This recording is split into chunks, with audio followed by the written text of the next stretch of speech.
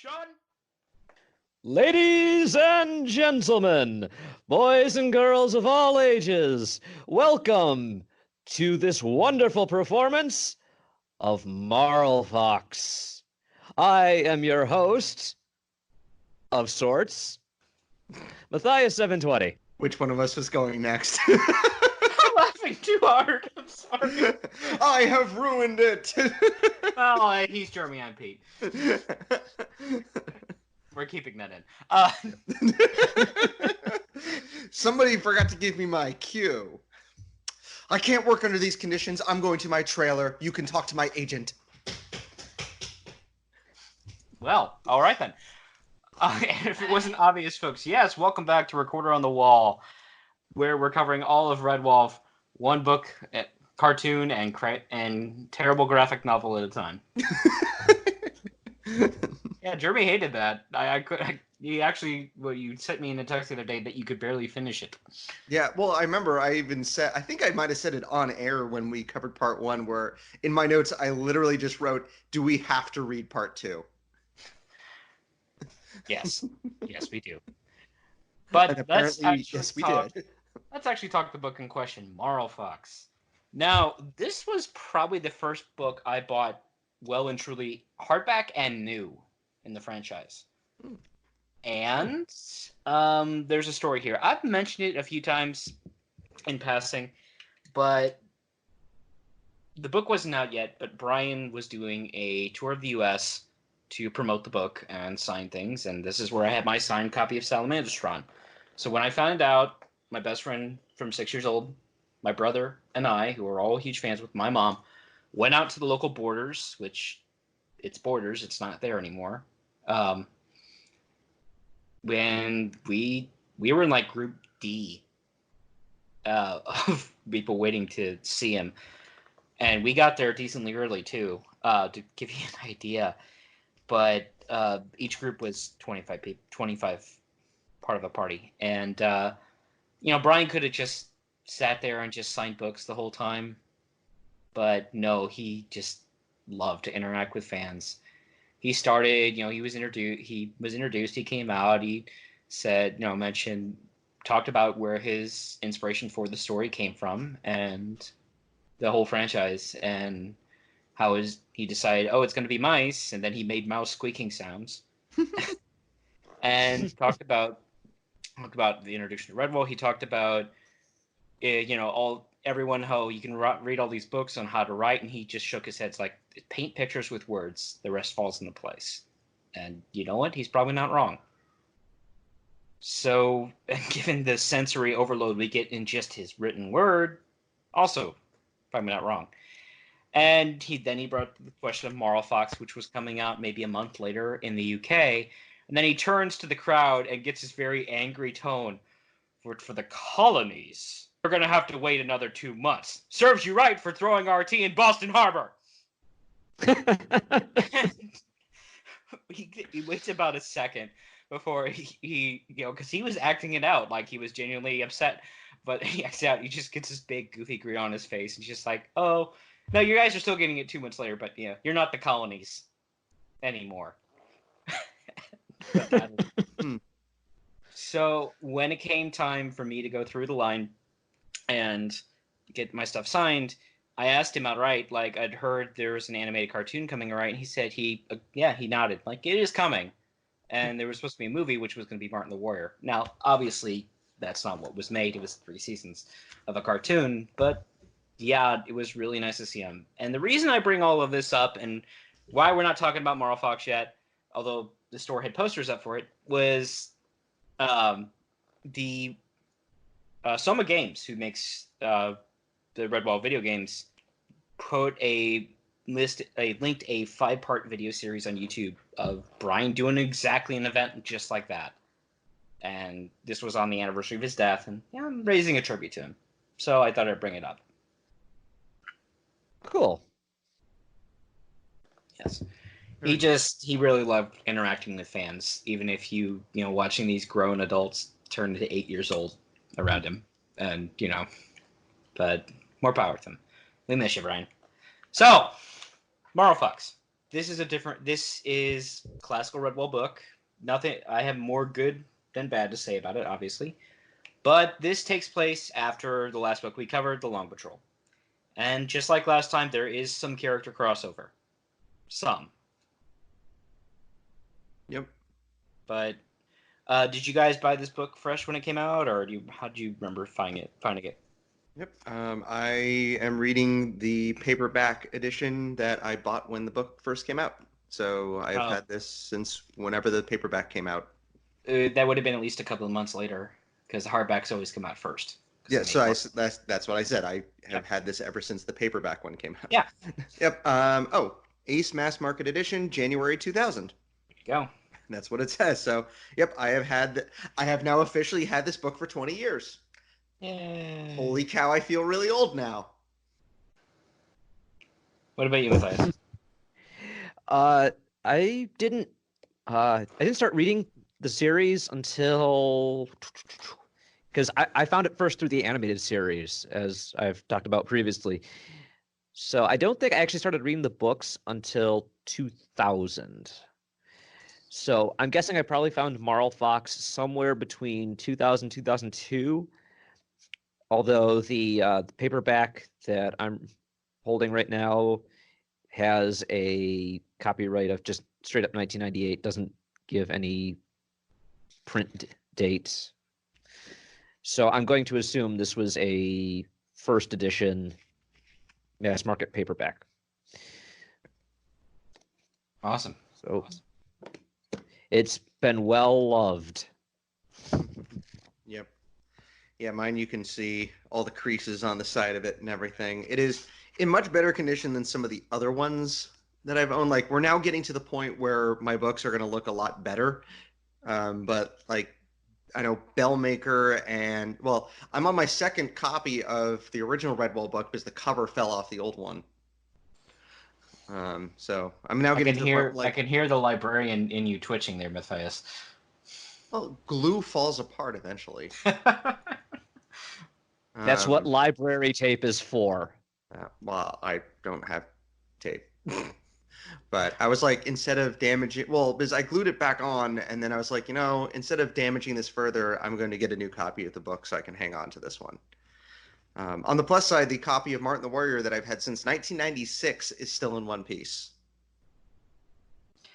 And I've been rebuying the series as ebooks. So the only one I technically have is, well, I have my signed Salamandastron, and I bought a copy of the original a couple years back.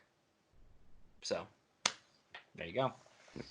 I owned most of the books in paperback before we started this podcast. I bought the last few that I was missing during this. So right. I made sure I have all of them ready. Great. Yeah, we won't reach the first editions I own until we get to Triss. It's only a couple books away. Yep. Yeah, close enough. Is that one before or after Rackety Tam? I can't remember. Before. Okay. I think it's actually after Tagarong, if memory serves. Yeah, it goes Tagarong, Triss, Loamhedge, Rackety Tam. Oh, okay. What does this book cover? Is it a full-flooded invasion of the Abbey? No. No, it's not. This is actually refreshing in that respect. Or at least it doesn't start that way. Is this some vermin horde descending on Salamandastron? No, the mountain's not even in this book at all. Nope. It's mentioned plenty of times. Oh, yeah. Which is more lip service than it's given than other books, where it's like Matameo, where it's not even mentioned once. No. Or Pearls of Lutra, where it's not even mentioned once. No, but it works. Yep. This book has a few changes that long-time fans, if the first time probably picked this up and would notice. First, there's like two prologue poems, and we'll go over those in a second. But the book division, where Brian normally puts it as book 1, 2, 3, it's not. It's Act 1, Act 2, and Act 3. Yep. And that's different. We'll get to the reason behind that at the very end of the book. Yeah. But if you were wondering why we had that over-dramatic entrance, well, there you go. Because we are great actors. Say that again, Matthias. I mean, we could spoil it now, but it's much more fun reveal at the very end as an afterthought. Oh, it's going to be. Yeah, that's I think what we should do. So either wait until we get to book 3, which will probably be after the 3rd fanfiction episode comes out, or you're way in the future and you can jump ahead now, which is, no fun for you because, well, you're skipping over all the good stuff that we have yet to make, or just go out and get a copy of the book yourself. Yeah, I was going to say, or if you have the paperback edition, just turn to page 365. Actually, by my count, we should wrap this book up right before April, if we hold to our pattern. And then we do fanfiction 3, which I'm sure Jeremy's going to love. Right, Jeremy? Hang on, where's the gun? Oh, dear God. Moving on from that dark thought, the poems that first start us is Brian writes out a kind of actually a fun, it's basically a poem we don't know who made, but it's setting the stage for our villains, the eponymous Marlfox. Do we want to read it? I mean, it's short enough. Go ahead. Okay. To where will they go? This is a secret no beast may know. Marlfox. Plundering, murdering vulpine thieves who blend with stone or meld with leaves. Marlfox. See the pale eyes and swirling cloak appear like nightmare, vanish like smoke. Marlfox. What steals upon the silent air?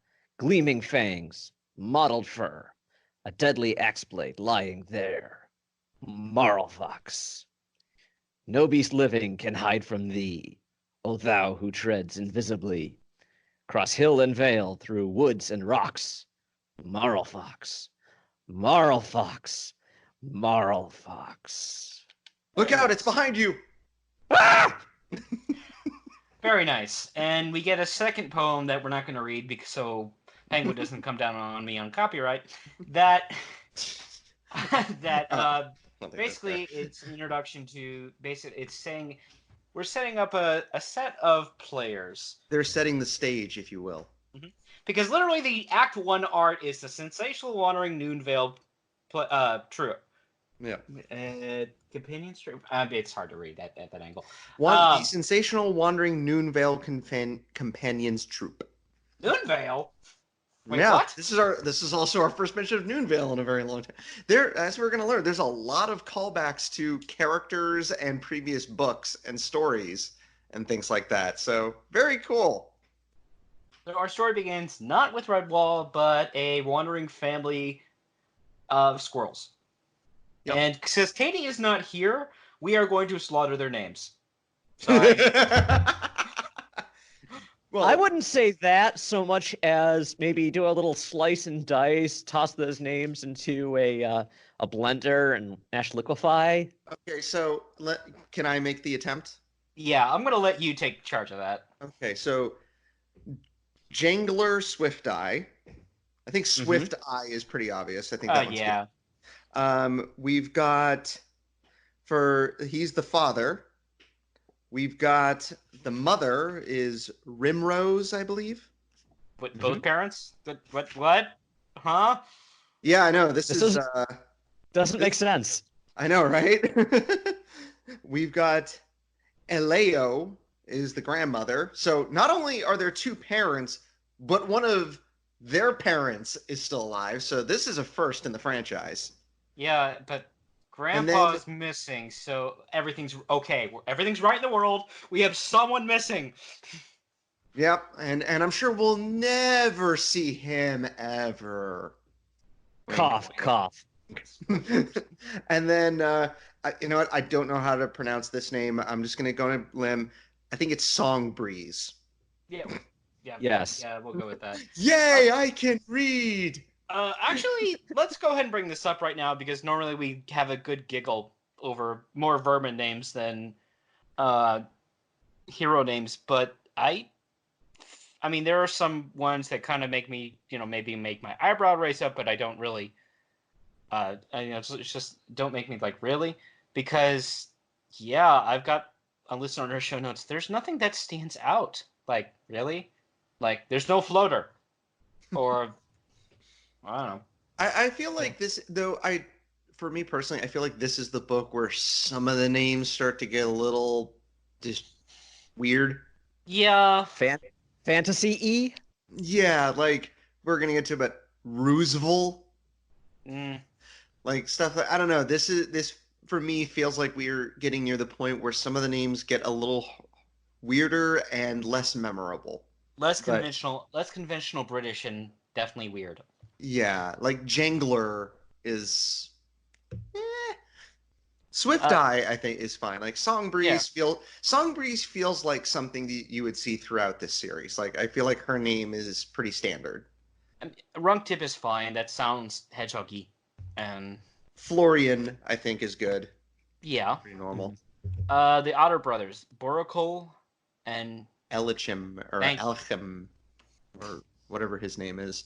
Elichim. Well, he won't. That won't really matter once we get to a certain part. But no. Spoilers. I'm not saying why. I mean, for all the listeners know, he could have decided to change his name to something else. You know, right? Like that's happened before. To quote like Mel Dirt Napa, or to quote 6 Feet Under, or Pushing Up Daisies. You know, those are all great names. To quote Mel, only one half of what I could say from Mel Brooks. You changed it to latrine. I can't say the other part on this show. Sorry. Was that Blazing Saddles? That's Robin Hood Men in Tights. Robin Hood Men in Tights, right. Okay, yep, I remember. But it is what it is. Yep. So, yeah, for the most part, this is where the names start getting a little weird, but we're not into crazy territory yet. Yeah. I will say, as a book as a whole, I am not going to go every song, but this is where Brian starts putting too many songs into the books. So, my theory on that one is Florian took some creative liberties with what actually happened throughout this book. And there's interesting stuff that we're going to see. And I thought of this like halfway through. I'm like, I feel like Florian took the notes and went, I'm going to add a few things and change a couple things here and there, added a couple extra songs, make myself look a little bit more heroic than I really was. I'm going to make Dwapple a little bit more annoying than he actually was. To my count, there are 9 songs. And they're not just like little golf ones that he makes right up on the spot. Oh no, these things are pretty long. And far be it from me to accuse the master writer here of filler, but it's kind of filler. Yeah. Yeah, there were a lot.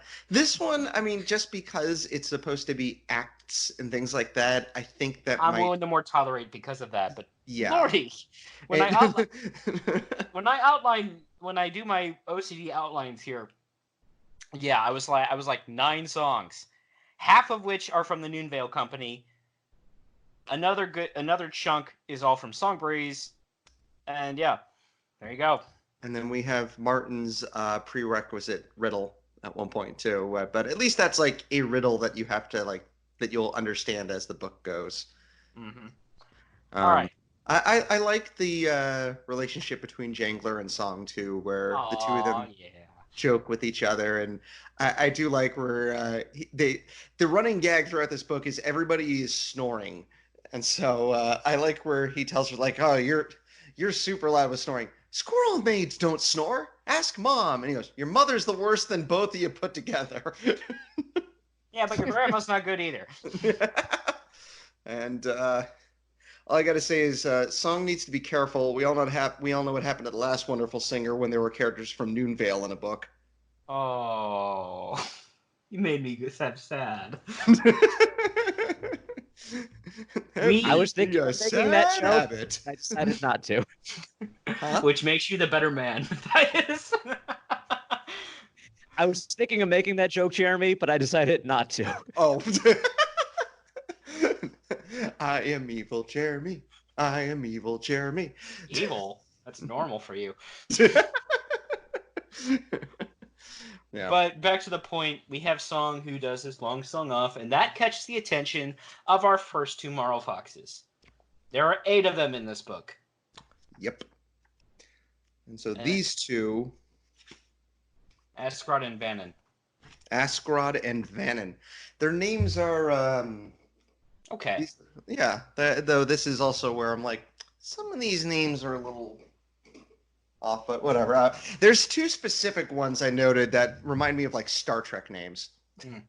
I do find it notice every time we're introduced to another set of 2 Marlfoxes, it's always a brother and sister pair, and I'm not sure why that's a thing, but okay. Except for the single one on the island. Yeah, someone had to take care of Mom, but we'll get to her. She got left with the worst job of them all. We'll get to her. Yes, yes, we will. And so, we get the introduction of the foxes, but we also this works really well to introduce us to Jangler and the fact that he's awesome. Where these 2 armed foxes, all he has essentially is a blow dart and a sling, and the 2 of them try messing with him as he's just sitting. He then spits the blow dart into one of their faces and then knocks the other one unconscious with his sling. Because he's awesome. Moreover, let's obviously address the obvious. Marlfoxes, and we're gonna get to, they have their own rationale why, and it's actually explained just a little bit of degree.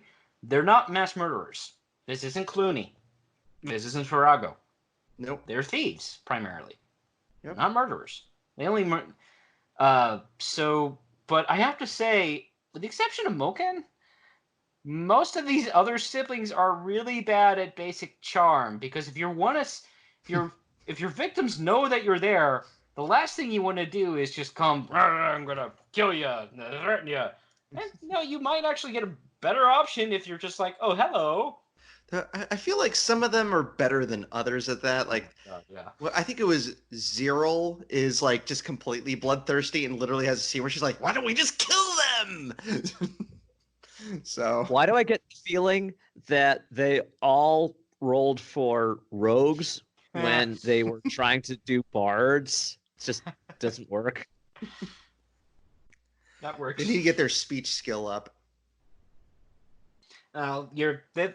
Both Asgard and Vannon fail their intimidation checks because, as you mentioned, Jangler just shoots one of them right in the nose. Asgard, in fact, with the blow dart, and he knocks the sister unconscious. Yep. Though before he can continue, his mom comes out wielding like a frying pan or something, or no, a stick, and was like, "I'm gonna beat them," and poof. I don't want to mess with Jangler's mom. She seems scary. No.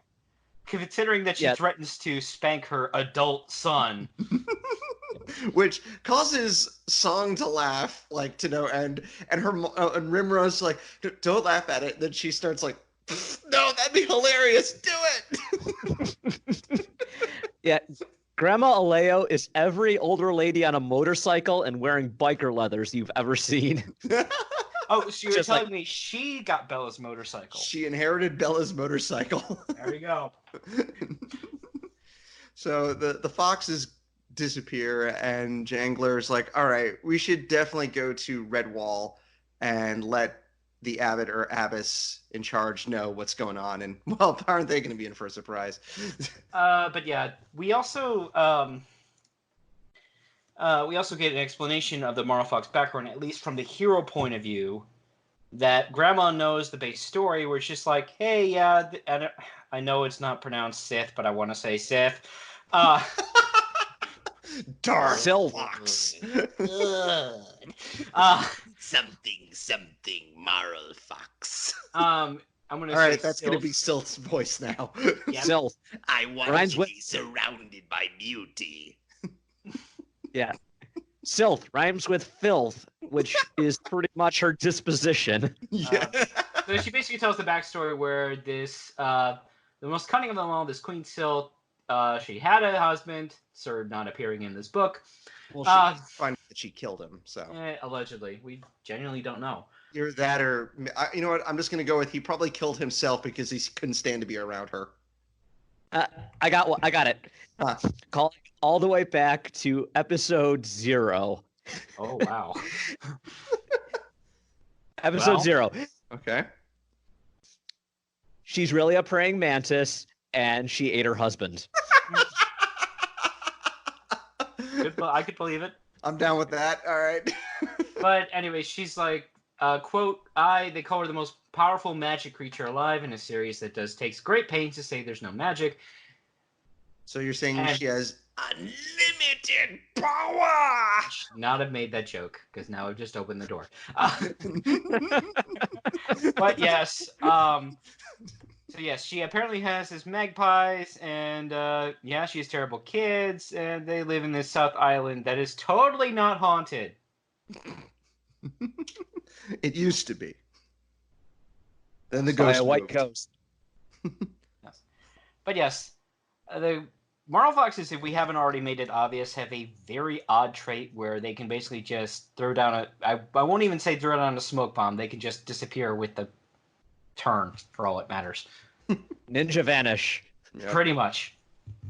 Ninja vanish. Like Tatsu. Yeah. I'm an old Ninja Turtles fan. Shut up. So yeah. in a complete... so now for fun in Chapter 2, we get... huh? I was just going to say, I find it interesting how often we find wandering performers / circuses pop up in Brian's works. I can think of 4 times minimum. I'm sure KD could probably remember better than I. Are we counting Slagar? Because that's Yes. Counts. Yeah, it counts. We So get the Marlfox- idea that they've performed before, you know. Yeah, this is a recurring thing that they've done. I mean, this was a legit medieval career. You could be an actor troupe. I mean, Vitch had the greatest challenge of all. He had to pretend that he was actually useful to somebody. Oh. Someone got burn heel for that. Martin the Warrior, Metameo, Marlfox, and non-Redwall book, Voyage of Slaves, when we get there. Oh, yeah. This is true. So yes, we have a troupe of actors led by Florian, who is a rabbit. Hare. He is a hare. I corrected myself. And you call yourself a Redwall fan. Yeah. Actually. I think Pete's not a Papa Abbott anymore. I think he's a vermin in disguise because only vermin refer to hares as rabbits. Check his ears, check his tail. Okay, Tsarmina. But yeah, we have a troupe that is going around, and we basically have them in the middle of rehearsal. And the hare is like, and all hares, especially actor hare, because he's clearly not a salamandastron one, is well over the top and bombastic as heck. Yep. And I love it. Yep. I really like Florian. I like him and I hate him at the same time. I like him because he's everything you want a hare to be, but I also hate him because he's got an ego the size of Salamandastron. I mean, we're used to hares being deliberately over the top just because they find it fun, and when they get serious, they know you're in trouble. But yeah, he doesn't have that. He doesn't. He went to the Basil Stag Hare school of over the top. Yes, and even Basil was more reserved. But he never went to the Salamandastron school of being cool under fire and knowing how to take charge of situations. Well, he does a good job of that a little bit later in the book, in the section, like near the end of it, when everyone's not doing well. We get introduced to a few characters here. We have 2 Otter brothers, who we mentioned their names earlier. So Borokol and Elchain. Yep. Runktip the hedgehog. Mm-hmm. And Dsum the annoying mouse. And then Dwapple, the annoying baby. And I put Matthias. We need to add you to the wait, text and chain here. there's a mole also. Yeah, but Dwapple may be the worst child to come out in any Red Bull book we've covered so far. This and we're including Vale in this. I mean, Vale Absolutely. just tried to kill a friar that absolutely hated him for no reason. Dwapple is just a menace. And he's not entertaining. A menace, he's just a menace. Yep. And his guardian, alleged aunt, Deesum, is a worse guardian than Bryony. That's not. Well, actually, that's pretty impressive. Well, also, it's you know easy what? to be lame. It's easy to be lame. It's very hard to be useless. You have to work. Bryony at least tried. I will give her that. She at least tried. Deesum is more like one of those oblivious parents that, as their kid is setting fire to the rug, she's like, "Oh, look at how cute he is." Oh, he's just special. You know, you just don't understand him. Yeah. He's expressing himself. He needs his freedom. You're repressing his individuality. Yeah. Actually, just made me think. I've been watching through the show. We can't really directly reference much of it on here, but I'm watching through the show The Boondocks, and there's an episode where this 8-year-old kid steals a car and goes on a rampage through the city, and the grandmother literally goes, "Oh, that's the thing now with kids nowadays. They're all just stealing cars and driving around." That would be Dwapple. Yes. I mean, I know he's technically on the hero side, but no. So you know what? Also, just pointing out another orphan. Though my theory is, with how annoying he is, I'm going to assume his parents dumped him on his aunt and ran for the hills. And at one point, because Florian, rightfully so, because his kid basically has a slingshot and likes to shoot people in the butt for funsies, even while they're in the middle of rehearsal, and she threatens to leave the troupe. And even one of the moles says, "That's not going to be that big of a loss." Yeah. Decent. Threats are supposed to be the opposite of what people want, not what they want. You know, I pointed out at the was it episode 3 of Pearls of Lutra, just that disconnect for Arvin as a character and how it's just like he was annoying. Yeah. Dwapple is a menace, but at the same time, it's like a car crash. You can't tear your eyes away. You just kind of have to see what he's going to do next. You aren't encouraging him to be bad, but you're not exactly cheering for him to be good either. It's just like, let's just see where this goes. What's the logical end here?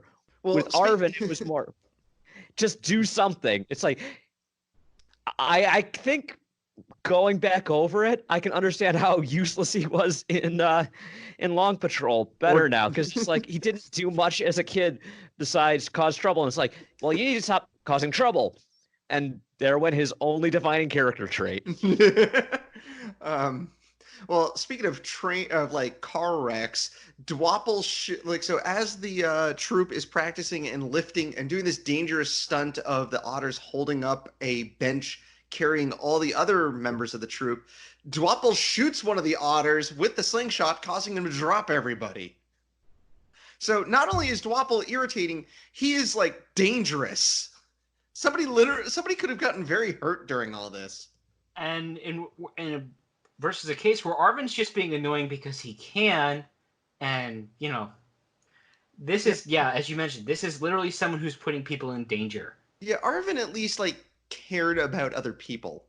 Arvin as a kid was more like, look at me, I want attention. He was kind of like the Bart Simpson of Pearls of Lutra, but deep down he wasn't evil. I think Dwapple is just pure concentrated evil. Or Clooney's been reincarnated, apparently. Who is that annoying dormouse in the last book? Pellet? I bet you Dwapple is Pellet's kid. Oh no. There. Mystery solved. I was going to say he's the animal incarnation of Dennis the Menace, Dwapple the Menace. And he's Mr. Florian! Exactly. Oh, no. Oh God. I mean, he has a slingshot. Yes. Well, while the troop is practicing, we get introduced to our next brother-sister pair. Yep. Geltor and Predak. They sound like Romulans. Like I you feel know like what? it's an episode of Star Trek where like Senator Predak from the Romulan Empire shows up. And they straight up walk up to the camp. It's like, and you know what? Florian actually shows them courtesy at first, and Geltor ruins it. Yeah, he's like, your food is gross, and one of the otters his stands sister, up holding actually. a rock and goes, "Well, you don't have to eat it, and if you want, I can make you eat this rock." That's his sister, actually, who poo-poos their cooking. Oh, okay. Either way. Yeah. To call Gelter and Predic noisy and rude would be like calling that pot of soup edible. It's a gross exaggeration. And that's almost the last of their rations, so guess where they're going after they chase off the Marlfoxes? Someplace with good food, maybe? To McDonald's? Oh, no, wait. You wanted good food. Yes. Or no, not wait. Sorry, edible you wanted food. Oh, snap. Yeah, the two Otter brothers basically are like, they basically chase them off with long poles, like, hey, cut that out. Yeah, I do like how Runktip grabs like the floppy sword, like the fake floppy sword, and goes, "I'll take you on." Flop, flop, flop, flop, flop. The stage weapon, yeah. But yeah, and so I also got to point out both times that the Marlfoxes have appeared, somebody has seen them coming beforehand. Before it was like, okay, Jangler saw them coming because he's an experienced warrior and understand, and knows what to look out for. At this point, Dwapple's like, "Hey, look, foxes." Oscars, but yes. So good job of sneaking around, guys. If the kid can see you. Which leads us to our first song. Second song. Moving on. I'm not covering it. Moving on. But wait, to the next part. we have a character called Song, so would that make this the third song? That's you. Dun, dun, dun, dun, dun, dun. And that just leads us to our gruesome Gruesome Shrews. The gruesome Gwasum. Yep, Logalog and Shrews are back. Yay! I like Logalog. Yes, and apparently they've had a minor problem where certain foxes have stolen their longboats. Yep, which What's that unfortunately about? unfortunately poor little Dippler was which On great guard. choice of a name for that kid. You don't know that's not a nickname. So. Maybe his real name's Mason. Too obscure? Okay, never mind. So we found out that apparently he was supposed to be on guard when these were taken, which I'm just going to state, even if this kid was awake when like 2 Marlfoxes and like 3 scores of water rats showed up, I don't think he could have stopped them. I'll take you all on! Ah! So, but that doesn't stop the shrew Fenno from blaming him, who smacks Dippler, which then causes Logalog to leap at him and punch him in the face and go, "Yo!" Oh, he doesn't punch him in the face. He does a double kick. Oh yeah, that was sad. And Logalog just stands above and like, "Look, you want to fight? I left my sword over there. I'll take you bare pod. Come on, big whoop. Want to fight about it?" And Fenno just kind of goes. I'm guessing Fenno went to the scan school for vole-like behavior. Oh god. Or okay, let's just proactively say that he a very distant relative of Scan down through There the we go. generations. Yeah. And apparently they know about Marlfoxes too, because they outright mention them. Hey, there are no leaders of Marlfoxes, evil beasts, magic too. Huh. We should go to Redwall. Why do we want to go to Redwall other than the lovely food? They can build us new boats. We're going! I And like then- this Logalog. Yeah, I I like do him a too. lot. Yeah, I look he forward knows how to enjoying his part in this story for the entire way through. exactly. He's a fantastic character, and I'm sure he won't be wasted in any way, shape, or form. We also get a Gosum paddling chant, which they're on As they're walking. yeah. All right. I'm just imagining them actually making the rowing motions with their hands as they're walking. It's like, how are we gonna get there? We'll take the stairs. And then we finally get to Redwall to see whose characters are still alive. Buddy is Spoilers. alive. Yeah, it's Buddy is he's no longer chief kitchen officer. He was now the recorder. Even though he's still called Friar. Yeah, and obviously Craig up some good notes. Buddy's still alive. Craig, there's a lot of squirrels in this book. Craig is still alive and still pretty much in the prime. She's not old. Sloey is alive. Oh, that cute little girl who fell down the hole. Yep. And she's chief infirmary officer, and our brand new abbot or abbess does not exist. Yep. So, well, also some of the other surviving ones, Diggum and Gerbil are still alive, even though they were the same age as Arvin, and he's dead. And yeah, we'll get to him in a moment. But we also have one of the Spearback clan stayed on. Traglo. Yep. And Nutwing, one of the owls. I think Gubio, the formal, was one of the kids in Long Patrol as well. Mm-hmm. So there's a lot of carryover from the last book. And we can assume Rusano is still at Selmanstron because we see him in the next book. Yep. Spoilers. But yeah, he won't be here. We do know that in a kind of an odd first for the series, Redwall is operational without an abbot or abbess. Yep. That's weird. And we find that Tansy passed away, and then apparently Arvin was abbot for a couple of seasons because that made sense. And I don't think anyone else wanted the job based on this. They're like, Arvin, you're useless as the Abbey warrior. You're abbot now. Well, I mean, it's a step up. He goes from sword holder to placeholder. So, in effect, he's only been dead for about almost a full season. He survived a rough winter, but died pretty early in the spring, and it's summer now. Arvin died due to dysentery. Oh, no. He didn't make it across the Oregon Trail. He failed to ford the river. Yep.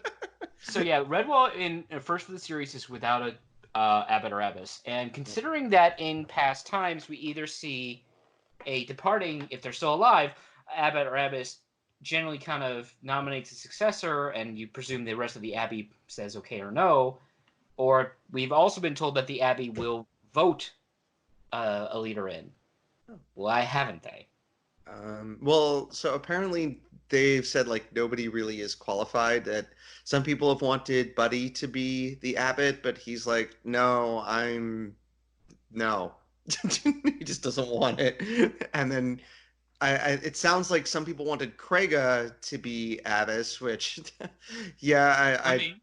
I mean, yeah, we all know what happened the last time she was leader of a group, so maybe not. Oh, that's terrible of you. I'm not wrong. I know you're not, but I like Craiga. I definitely like her more in this book than I did in the Long Patrol, because she's definitely settled down a little bit. But she apparently has been like, no, I shouldn't be the abbess, and they're all like, all right, I guess we'll just hang out and figure it out eventually. I mean, Martin will give us one eventually, right? Yeah, Martin hasn't nominated someone yet. Martin is the Electoral College of Redwall. And there's Abbess Germain, from the afterlife. Hey! But yes, that's everyone who survived. And we're actually outright told the only people who are still at Redwall who aren't serving in official capacities are basically the older or very young. So there's no parents around, except there totally is. But there are no creatures really in their prime with that, or not many at least. We just ignore Craiga. I mean, sure, she's Well, I think they've said that she is older. I think she's past her physical peak, but she's probably in her 50s. Yeah, she's kind of I'd say Bella circa Legend of Luke age. No, I disagree. I'd say 50s. Yeah, that would be Bella circa. I'm not Bella Outcast. Oh, yeah, I'm thinking of Outcast. Sorry. Yeah, no. In the next book, she's outcast Definitely. Mela. Yeah. Yeah. No, in this one, Legend of Luke, I'd say about the same, where she can still get around, but she's just not as tough. Or what? Oh my gosh, the one from Bellmaker and Muriel Redwall. I can't remember her name now. Melis. Melis. She's kind of like Mela or Melis. I can't speak today. Melis circa Bellmaker age, I think. So yes, we find out Redwall is doing what they do best, and they're picking strawberries. Yay! And then they traumatize a bunch of children. They're like, a naughty Dibbin who ate too many strawberries went bang. And the name of that Dibbin was Arvin. Oh, that's terrible. What's always terrible is them being like, yeah, and there's a stain on the wall from where he died. And then Craig is like, I wonder what made that stain anyway. They're like, maybe it was a badger eating too many strawberries. She's like, is it a lump of quartz inside the stone? Nope, maybe it's a badger. Oh, Oh yeah, guys, really tease the one badger lady known for the worst blood wrath. Okay, go ahead and do that, guys. No, she doesn't have it anymore, though. Yeah. No, there are moments of it in this book and the book to come, but barely. So. Yeah, she definitely has a moment later on where they're like, "Don't you feel this like arrow sticking out of your neck?" No. What? Like, I was wondering what that itch was. But yeah, they use this horrifying, traumatizing story to basically trick Dibbins in giving up all the strawberries they're hiding that they shouldn't have been collecting. And meanwhile, the Dibbins were just trying to help. They were just eating all the bad strawberries. And yeah, because I mean, the strawberry trees, it was a bad crop this year. I'm sorry, I couldn't resist. I like that, and that's a good callback. But so, then the kids also run off to see where the alleged incident took place. Yeah. And what makes it funnier, it's like, yeah, this story's as dark as midnight, but it's the fact that all the elders are going along with it. And it's like, yeah, we use this story every single year, every summer. And they always fall for it. I have like a horrible joke that I can't tell on this podcast. Do it off air. So. I'll do it off air if I can remember it. Yeah. So anyway, we are then introduced to so Buddy takes charge and goes like, you make this with strawberries and you make that with strawberries. Here's some amazing things you can make with strawberries. Are you hungry yet, you eater? And so, but then we're introduced to Roosevelt and Danflor, who are father and son. And Roosevelt's like, yeah, we've been watering out there, and how come no one told us not to come in? They're like, oh, sorry about that. You're freaking rugged. Roosevelt Rugaba. Is that the last name? I've been pronouncing it as Reguba. Reguba. We'll go with your pronunciation. Until Katie's back next episode. Yep. So... Should now watch this like both of us are wrong. We totally could be. Yep. We're outright told that he's been at Redwall less than 3 seasons because his wife died of an illness, presumably. Incurable cough of doom. And terrible off-screen death. Yes. And feeling like he can't raise a son on his own, he goes to Redwall, and of course they take him in. Well, they can say no.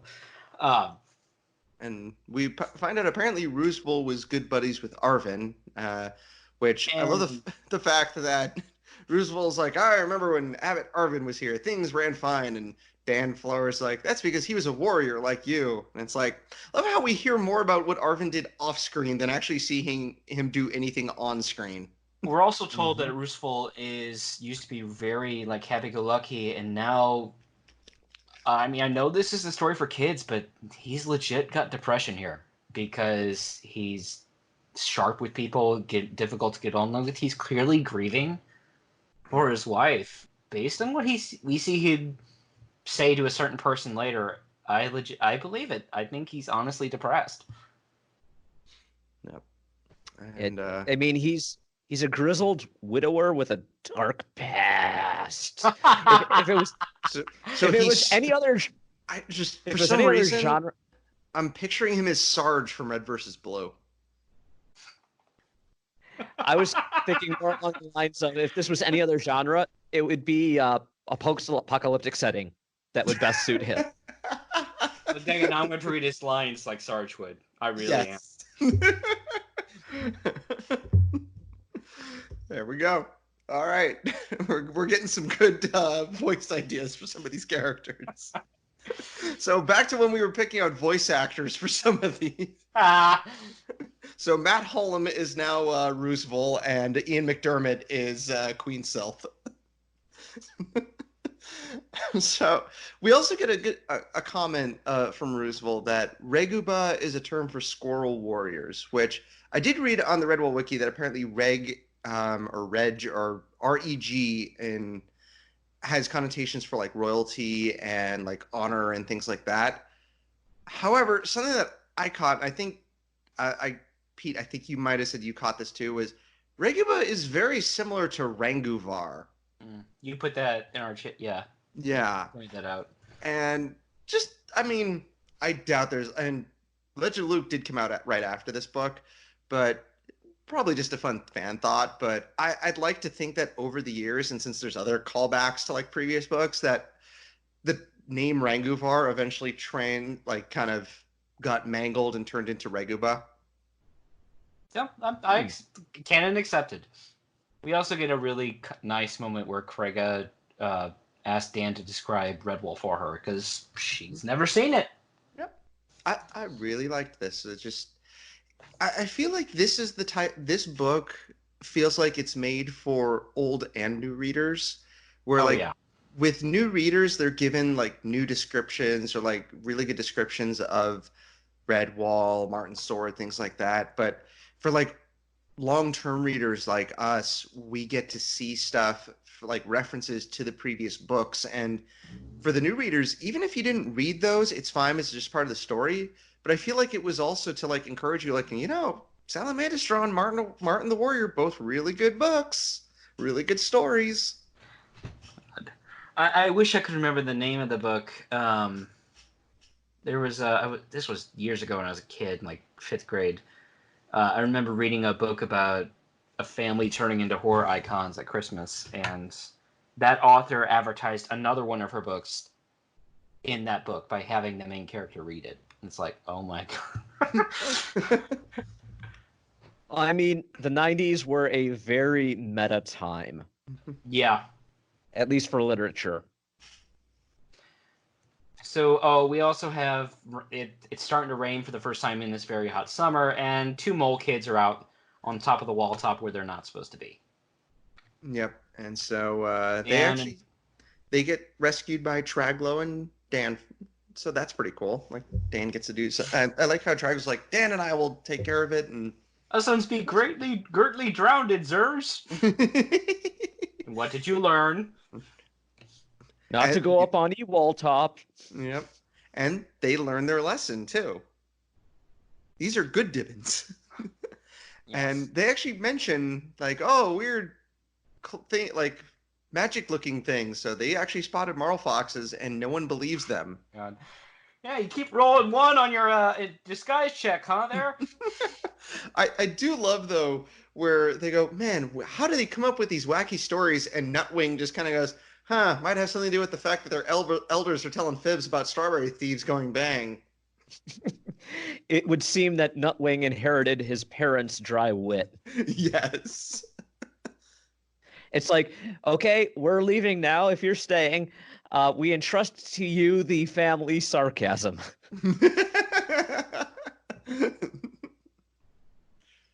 Meanwhile, Jangler and his family are still out in the storm. Yep. And Jangler is like, hang on, I hear something. So he goes and checks out, and he spots the Marlfoxes and water rats that stole the Shrew's logboats and goes, I'm going to capture one, and just quickly and silently captures a water rat. And we never learned his poor name because the second, after he captured him, Logolog shows up. Oh, hey, I know you. Like, what are you doing walking? And where are your logboats? We lent him to a couple of Marlfoxes. Oh, them. I got one of their water rats right here. Say hi, mysterious guy who never gets named. See, he says hi. Yep. Which this actually kind of reminds me of in Salamandastron, where they captured one of Farago's crew and were using him to like lead them to the rest. and then one of the shrews ran forward and just killed him. But in this case, they just both Log and Jangler are like, look, you better tell us what you know. There's no good cop, bad cop here. We're both gonna kick your butt if you don't tell us. And so he just looks at them, runs away, and dives into the water and gets himself killed. Which we don't see that very often with the Vermin troops in these books. Like, none of them have that level of loyalty or fear of their masters. Very few. Suicidal fanaticism. Yeah. And, if I didn't know better, I would say that the Marlfoxes lead a cult, and at least they don't have Kool-Aid. Oh. No, I'd say this is cultish because the rat never speaks once, but you can tell when he's threatened with point of death, and he'd rather kill himself than give away any secrets. Yep. Not even Clooney's crew was that loyal, and they were pretty afraid of him. Like, this was a group of people that where their boss was lying there half dead, and they still didn't want to try messing with him. So that says something about the Marlfoxes. Yeah, it really does. Which leads us back to our traveling players, whose cart is now stuck in the mud. Yep. Which, I will say this, as much as I don't like Dwapple, I am happy that he threw a wet cloth into Florian's face to stop him from singing. Shut up, Florian. Yeah. God, and we thought music critics of today were bad. So, yep, they're stuck in the mud, and do they get helped out by the shrews? And I didn't write many notes for chapter 4. Skipper eventually shows up, but not yet. Okay. So. Yeah, because the Mossflower Holt has to make an appearance. It wouldn't be a Rebel book without them. Yep. I'm sorry. And so chapter 5, we actually get to meet the villains, or the other set of villains, which I actually Oh yes, the island villains. Yeah, the island villains. So when I wrote this, and not thinking of the Emperor from Star Wars, I actually said that I was hearing Queen Marlfox's voice like Rita Repulsa's from the original Mighty Morphin Power Rangers. I don't know. There might be a better option than Palpatine. Then let me add mine to the discussion here.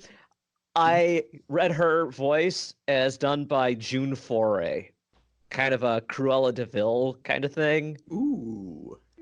I also approve of your voice actor reference. Made a late root. She rests in peace. But yes, this is the lady who did Rocky the Squirrel, Natasha Fatal. From Rocky and Bullwinkle. What else? She was basically the grandma on everything. Including the Tweety Bird and Sylvester cartoons. She was Granny. Oh. She was also Witch Hazel. The witch from Looney Tunes. Yep. Oh, wow. And Chuck Jones described her. He said, June Foray isn't the female Mel Blanc. Mel Blanc is the male June Foray. Oh, yeah. Wow. Rob Paulson, back before when his podcast was free and not a paid thing on Nerdist, he had her on his voice actor podcast at age 97. Wow. And he made it not a like a an R-rated, but more just like a PG joke about Bullwinkle in Pinky's voice, and she laughed along, just all the same. Like, this is not one of these pure old grandma. She knows what's going on. The joke was in his Pinky voice. Well, I think so, Brain, but how often does Bullwinkle? Take that for what you will. The more amazing thing is that she died due to health complications from a car crash a couple years beforehand, 2 months before turning 100. Wow. Mm-hmm. Yeah. I think that's why there was a plan. There has been it's been in development hell for forever, but a Rocky and Bullwinkle, something new with those characters, and I'm pretty sure they deleted it because they just lost Natasha and Rocky. What can you do? Anyway, back to our queen, not Palpatine. we're Queen introduced to Castle. Repulsa. We're introduced to Castle Marl, which was basically we're on the South Island back where Earthright and his grandma's name was. But we don't know that yet. Well, spoilers. Yeah. I think was it Loambud? Yes. Okay. Yes. But we're on that island in that South Lake, and apparently they rebuilt the Badger's home into a full-fledged castle, or at least a small fort. And as Katie put in the text chain, it's ADA compliant because it has ramps instead of stairs.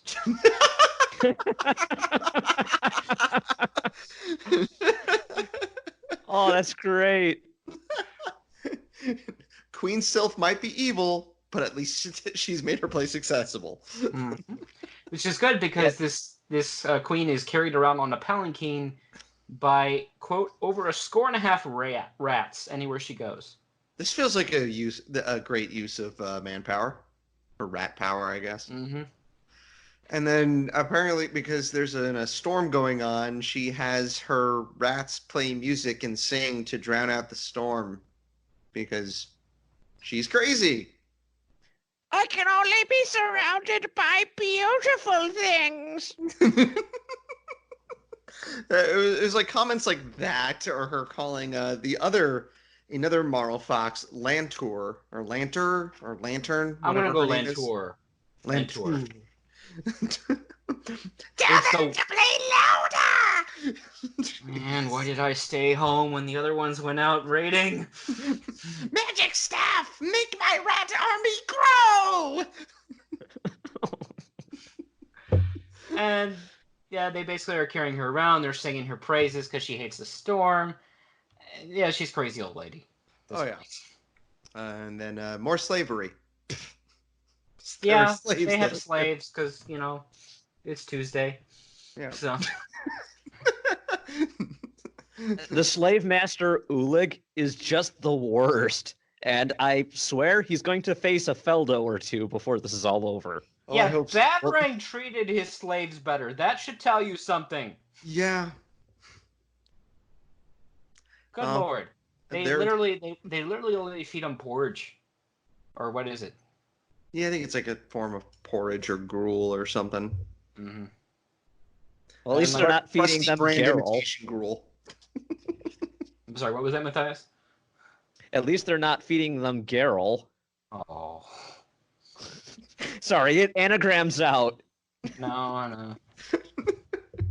So yes, the slaves are they're in a bad spot. They're, like I said, this is worse than Batarang, which is saying something. Yep. So, meanwhile, back with the good guys and the non-crazy people. Oh yeah, Dippler and Song have met and they're teasing each other. Yep, and they're buddies. And Logalog's like, I'm glad Dippler found a friend.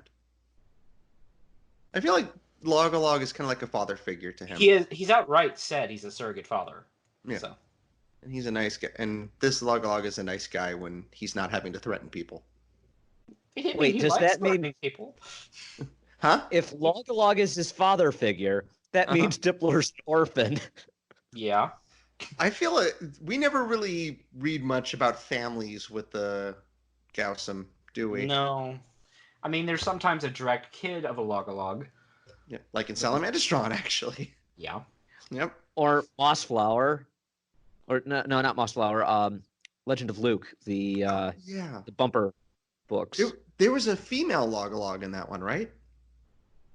Or no, you're thinking of Logalog's wife. Oh, right. Is there one with a female Logalog? There is. I don't remember which one. I don't think we've covered it. Silence is really good for podcasts. Yeah, well, I did it out, so shut up. So anyway, this is when they run into Skipper, and Skipper's on his own. He's like, my Holt is hanging out at some water park or whatever. Six Flags over Mossflower. And and he's like, so I'm just going to chill with you guys. It's Lord Brocktree. Logalog Gren is the only woman. Oh, okay. Cool. But yeah. That's right. Oh, hi, Skipper. Yeah. Yep. And they get the cart out of the mud and like, Redwall? Redwall. Yep. I do love where Aleo is like, all right, I'm gonna rest my paws, and she sits down in the cart and then glares at Dwapple and is like, don't you even dare mess with me. It's about time someone lays down the law with this kid. Oh yeah. I wrote in, it's about Granny Law is in effect, kid. I am the law. Oh no! Oh no! Oh no! Judge Aleo. No, the warden of Marshwood Hill. Oh. Oh no! Oh, we're the worst. We are terrible people. Yes. Yes, we are. Yeah. Oh. So we go. They reach Redwall, and they tell the elders there. Hide the food! Hide the food! Yep. No, they actually don't do that. Yeah. Well, they do reach Redwall and decide to eat, and then the elders are told about the Marlfoxes, and it's weird. So, like, when this book originally came out, Long Patrol had been out for a while, or at least a couple of years. And so it's kind of like a massive stark contrast to go directly from reading Long Patrol Book 3 to this one in terms of Kraga's personality. Mm-hmm. Is like, if this was Long Patrol and she had heard about the Marlfoxes, she would have grabbed her pike, marched out after them, used the pike to kill every rat in her way, then thrown it away and strangled each of the Marlfoxes. But now with the bodies of their siblings. Yeah, she would have used one Marlfox to beat the other ones. However, now she's being sensible and letting Jangler and the others take charge. And I think she learned a lot from that, just in general. Like, I should listen to people that know what they're doing. And I have to love it where the watching Florian tuck it away. They're like, oh my god, I didn't know Harris could eat so much. And I can't imagine Kraga's like, really? I commanded 1,000. Putting him on 1. The scene where Dan meets Song and Dippler, it feels like the 12-minute mark of a Disney Channel original movie. It's a little awkward, and Song should have apologized for that, but because they outright introduce each other, and it's like, oh yeah, I'm Dan. Oh yeah, where's your mom? Oh, dead. I do like Song's comment about Dippler, though, where she's like, this is Dippler. He likes to throw water on squirrels while they're sleeping. Then 4.5 minutes after they get introduced, bam, musical number. Oh, there's plenty of those. Yes. Already had a bunch of musical numbers. Oh, you ain't never had a hair like me. Oh, no. Okay, I know what bit we're doing for fanfiction episode 3. What? We're song variants, popular songs done Redwall style. All right, so I want Jeremy Irons to play Mocan. Fair enough. I approve. Yep. So, speaking of which, after things get settled at Redwall, where Jangler's like, don't let anybody leave Redwall, be careful, keep track of everything. That doesn't work very quickly. That doesn't last long. But we see that Zyril and Mocan are two Marlfoxes who use the logboats. And we're fine. This is kind of like our first real introduction to that, where they aren't just being completely seen and walking up to one of the hero groups. This is them interacting with each other, showing some of that little, very healthy and totally functional sibling dynamic. Yep. And we see that, like, Zyril is a little bit more warlike and crazy, where she's like, let's kill people. And I wouldn't call her crazy, but she's definitely frustrated with her life. Yeah. And Mocan is content with just, like, scheming and being conniving or being skonniving. And he also gives, she's like, why don't we just kill our mom and take over? And he's like, yeah, that'll last all about 2 seconds. Like, do you really think any of us are going to get along long enough? No, everyone's going to die. Which begs the question, they're not at home. Mom isn't around to command them. What's taking any one of these Marlfoxes from taking a share of water rats and striking out on their own. What kind of hold does she have on her kids? No. It's not that she has a hold on the kids. It's that they all have ambitions of one day ruling. Mm-hmm. So it's if one of them goes off, the others can basically backstab that one with impunity. And that one is cut off from the rest of the whole. They're forced to work together until it comes down to basically a battle royale of, okay, which of us is going to make the first move? Yep. I mean, but you're not wrong, but I'm saying a smart Marlfox would have just taken a share of water rats and just, I don't know, gone to Southward. And, not have to worry about the literal Game of Thrones we're about to see. Game of Foxes. Yeah. The Fox of Thrones? Ah. Yeah, they Zero even outright mentions, yeah, Mom sucks. Why did Lanter volunteer to stay behind? Yeah, right. I think Bokon's like, it's treason to speak of her that way. I don't care. It's like backstabbery commences. Yeah. That's just a Fox stereotype. We're not going to totally kill each other. Here, let me let me prove it to you, Mokan. And she tries to slash at him, and he's already ready for it. He turns blocks. It's like, see what I mean. So we've got back at Redwall. Florian is eating all of Redwall. And cue my earlier joke about Craig. Like, really? Yeah. I feel like because they actually list off all the many thousands of things that he's just eaten, and I'm wondering if we're getting to a Flanderization of the hare's ability to eat. Well, I mean, what's his face? Pickle back in Salamandastron, literally, the shrews could not stop him. This is true. And wait until we get to Loamhedge. Oh, right. Yeah, that's also where we'll have the contender for Fleet Scud as most hair-like hair. Yeah. Do all the hares die of diabetes, some down the line or something? No, it's a combination of diabetes and a heart attack, both at the same time. Okay. Yep. Calories the hair. So I could see it. Yep. We then find out they say Florian's like, I can put on a show. I'm going to imitate my ancestor Bala. And I'm like, oh, right. I totally forgot that Bala is Florian's ancestor. And I think it we're makes just sense. now finding about it, but yeah. Well, I mean, in a reread, I get you. For the record, he puts on this grand skit with the two Otter brothers posing as ferrets he gets to have this grandiose insult contest with, and said, this is totally what happened to my ancestor.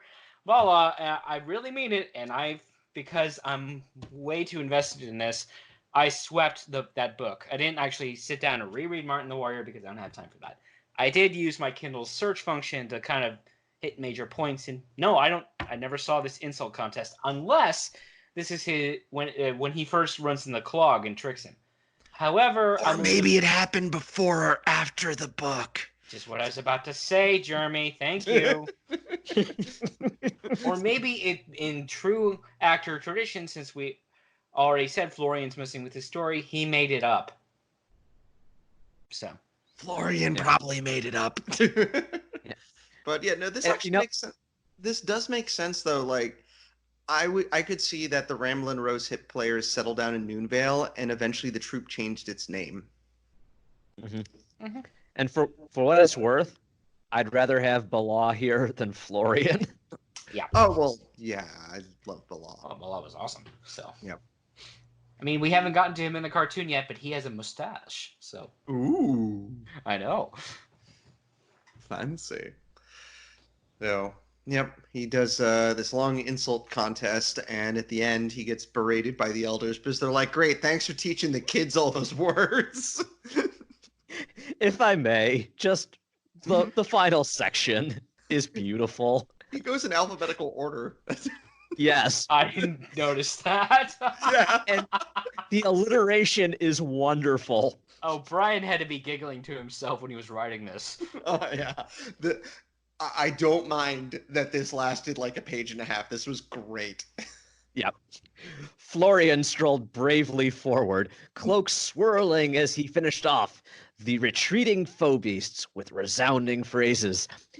Addle-tongued, apple-necked amateur animals, baldy-backed, bumptious, bird-brained bootlickers, craven-tailed, crumpet-faced curs, despicable dungeon-eared doodlebugs, entrail-eaten egghead eyesores, foul-furred, frog-fearing felons, knit-nosed, chop-cheeked dishwater drinkers, lollopy-lugged laggards, begone, fatuous ferrets! That, you know what? I am very impressed that you got through all that perfectly. Well done. I practiced. Indeed. I knew I wanted to do it. I do love, yes, the parents do complain. You just taught all our kids all these extra insults. Well, they got to learn it sometime. Yeah, and that's when he gets dragged away. He's like, well, what about the otters? They said bad things too. And they're like, oh, Mr. Florian beats us if we don't say those things. That's great. And then Florian, as he's doing this grandiose exit, trips over his own feet and lands on his butt. And they say, what was more injured, your bottom or your pride? And, Skipper's choking to death. Okay. Oh, God. And then cut to the morning where Jangler and Roosevelt, who we've learned are actually old friends, decide to patrol a little bit. And I really like the interaction between these two. Yeah.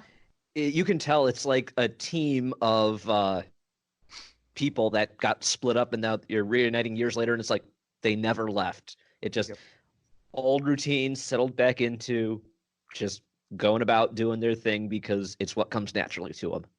Yep. And there's Jangler like, so let me get this straight. My kid gets an education, I get the best food on the place, I can day drink, and we're behind nice heavy walls. I can day drink. Yeah, pretty much. Awesome. Well, I mean, it was pointed out he was hanging out in the cellars and showed some interest in being a cellar beast. So, Yeah. And so I like the fact that they're both of them come to the same conclusion of let's do a little patrol around. Let's make sure that everything's safe. And oh, hey, the wall gate. oh, and they're like, all right, let's take a look. Huh, there's a rat trying to break in. Well, all right, I got my sling. Whack! I got a javelin. Geltor the fox looks up and goes, is that a javelin heading for? Oh, God, that's a javelin heading for my chest. I'd better move. Mother! Yeah.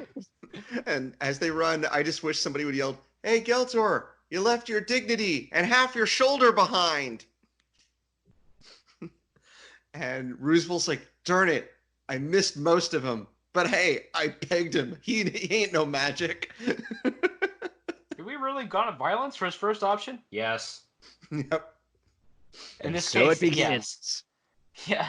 Yeah. In this case, yes, they were literally trying to break in, and yeah, they're like, "Hey, we should Get off probably my property." we should probably reinforce these wall gates." It's like, Roosevelt, javelin to the shoulder is not a good way to discipline people.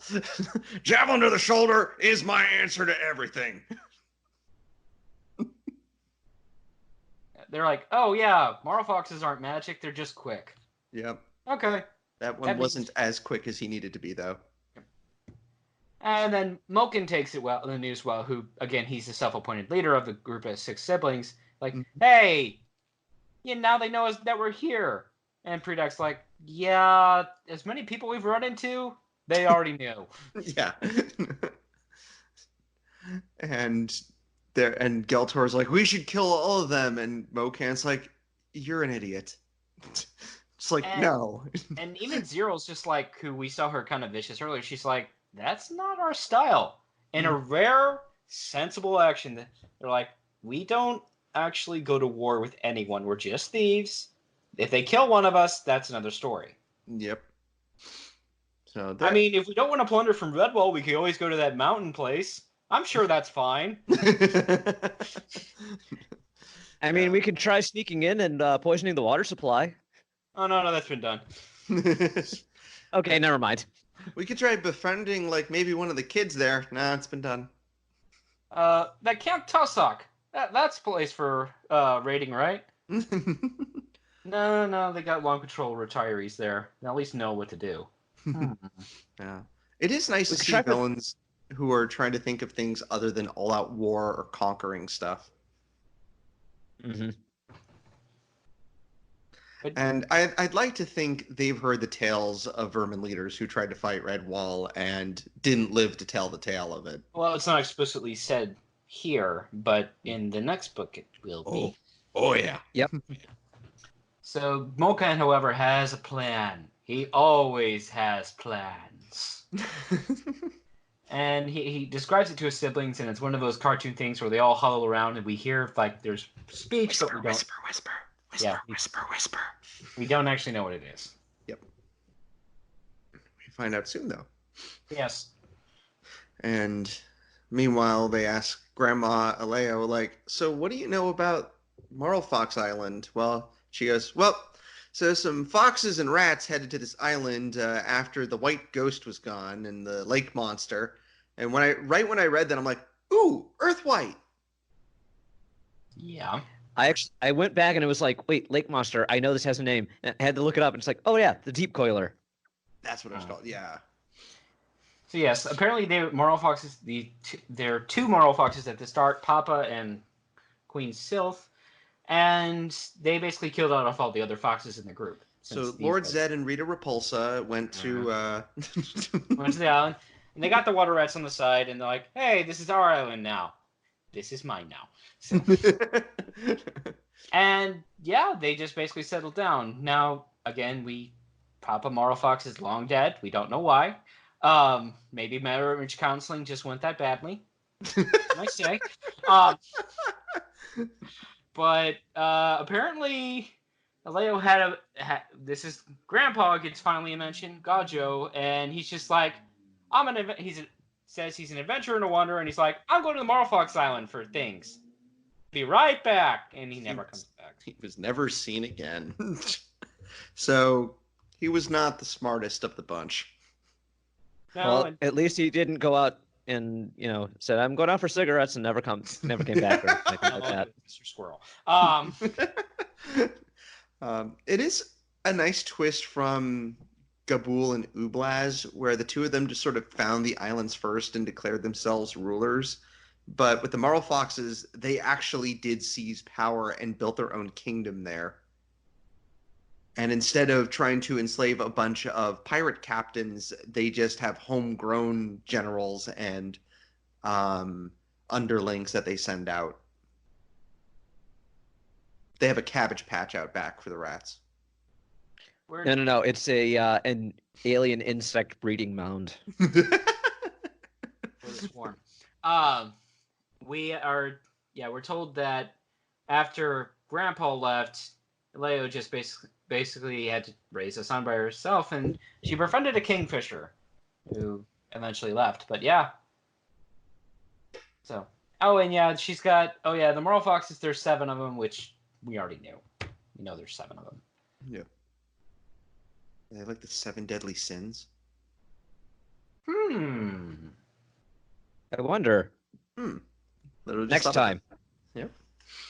You know what? Put a pin in that. Okay. When we get to the end, let's actually assign the 7 sins to each kid. Okay.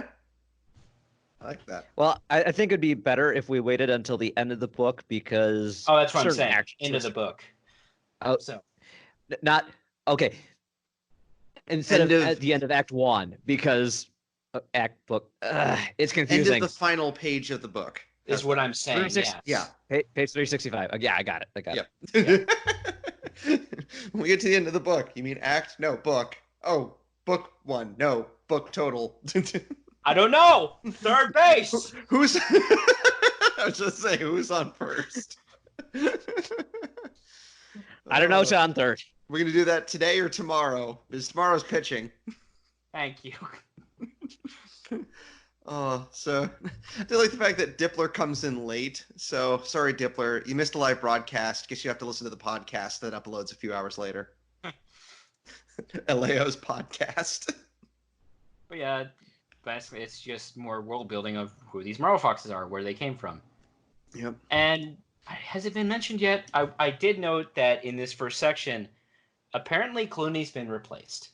I mean, yes, the stories of him dying are probably well and truly embedded both in official Redwall histories and, general vermin culture. But they're saying, oh, Marlfoxes, they're not real. They're just devices we used to scare kids.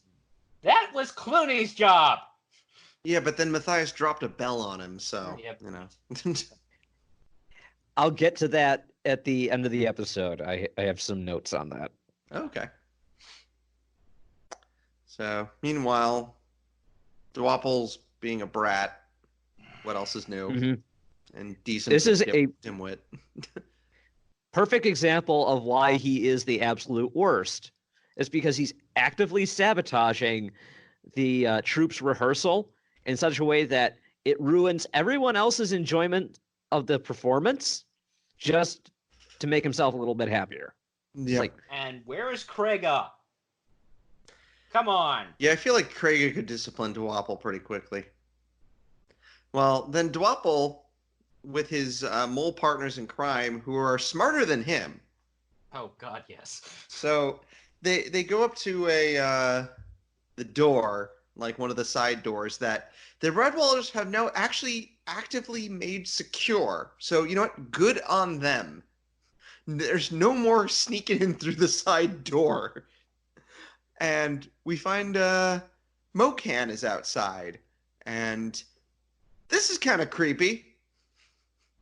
Just, Yeah, he parks the van with the sign "Free Candy" on the side of it. Yeah, so he pretends to be someone called Mr. Stickabee, and so I just wrote, "Be careful, Dwapple. Mr. Stickabee is going to toss you into his windowless white carriage." Mm-hmm. Dark. Yeah, this kidnapping scene is really good at showing kids what not to do when approached by someone trying to get them to go somewhere. Don't go off alone. Don't believe promises of material gain, candy, toys, puppies, etc. Mm-hmm. Don't let your friends go either. I'm looking at you two moles. Do the smart thing. You're smarter than this. Do go and find a responsible grown-up or authority figure for help. Yep. And of course, he does none of that. And Mocan basically convinces him, yeah, he's this magic thing, and you can get extra candy if you just come on down. And we've totally prepared this nice thing for you to what do you call it? Landing pad? They stretch trampoline. out trampoline. They stretch out Mocan's cloak to catch him. I love the way they lead up to that, where he's like, "Oh, why don't you open the door?" and they can't reach it, and so then Geltor tries to be a smart aleck, and it's like, "Oh, that didn't work. What's your next one, Mr. Stickabee?" And then Mocan glares at him and goes, "One more word from you, and I'll introduce you to Mr. Axehead." Mm-hmm. And so then at the end of it, where Dwapple leaps off the wall and they capture him, he purposely steps on Geltor's foot and goes, "Hey, what do you think of that, Mr. Oafhead?" And they wrap up Dwapple, and this is where I honestly thought this would turn into, if you've read the short story or seen some of the movie adaptations, The Ransom of Red Chief.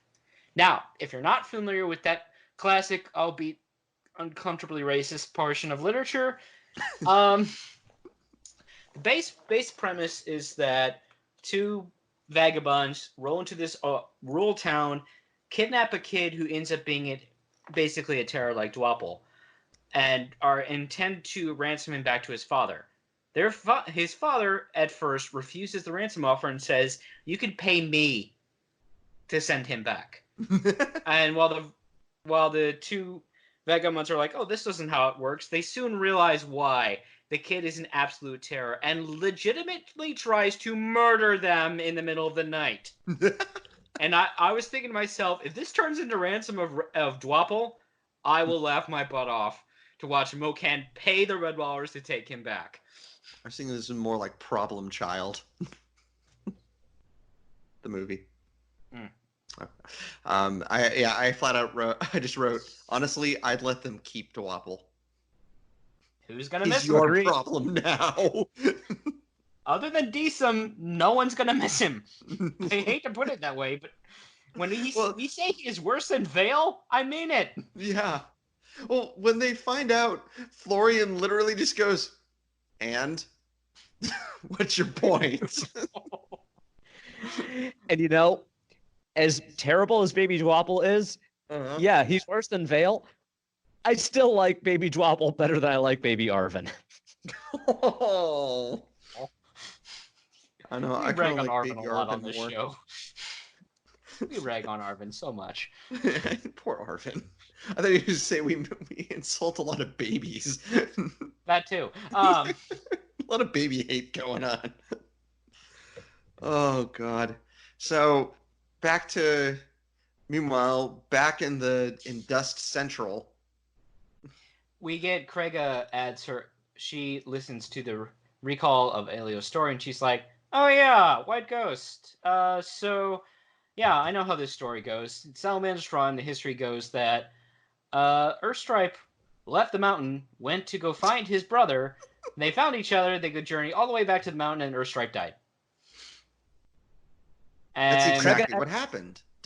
Well, Pete, you weren't here for one of the parts of Salamander's Run, No. so you missed that. No, I will not be silent here, sir.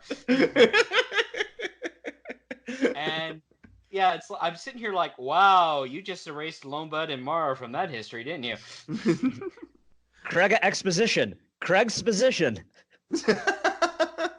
Yes, we know Craig Craig's outright admits that her memory isn't the best and the histories may not be accurate, but it's like wow, that I don't think Earthstripe would have left the mountain while Vermin Horde was trying to break in.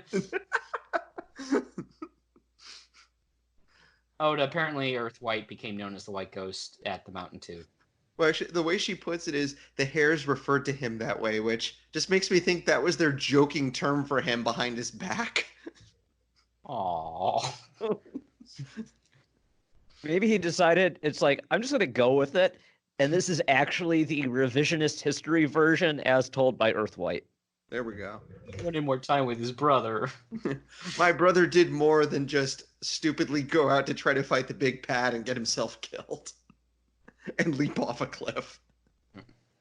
So, well, Oh, the two mole kids were like, yeah, about Dwapple? Yeah. Meanwhile, there's more singing. Well, it's like, us and never go on the Waltep in Minsk. Honest, we didn't. And every adult's just like, uh-huh. Yeah. My comment here, this is when I started noticing something. I'm like, I'm going to chalk up the constant songs and cutaways to the Noonvale group as Florian's contribution to this story. Mm-hmm. And I'm also wondering if he made Dwapple more of an annoying pest than he really was. Character exaggeration made him into a caricature. Yep. And so, yeah, they tell him, like, oh, Dwapple's missing. And Florian's like, yeah, we're doing important things over here. And, so, like, okay, fine, look for the kid. Actually, Florian's first reference, I can't say, I don't know how, no, I haven't seen him, but maybe a bit of luck, an eagle may have flown off with him. Oh, poor Lord McPherson. Eagle, where? Just some wishful thinking. Poor Lord McPherson, or his descendants. Well, maybe Mr. Squirrel has seen... Oh, no. Dwapple's gone off to the land of strawberry trees.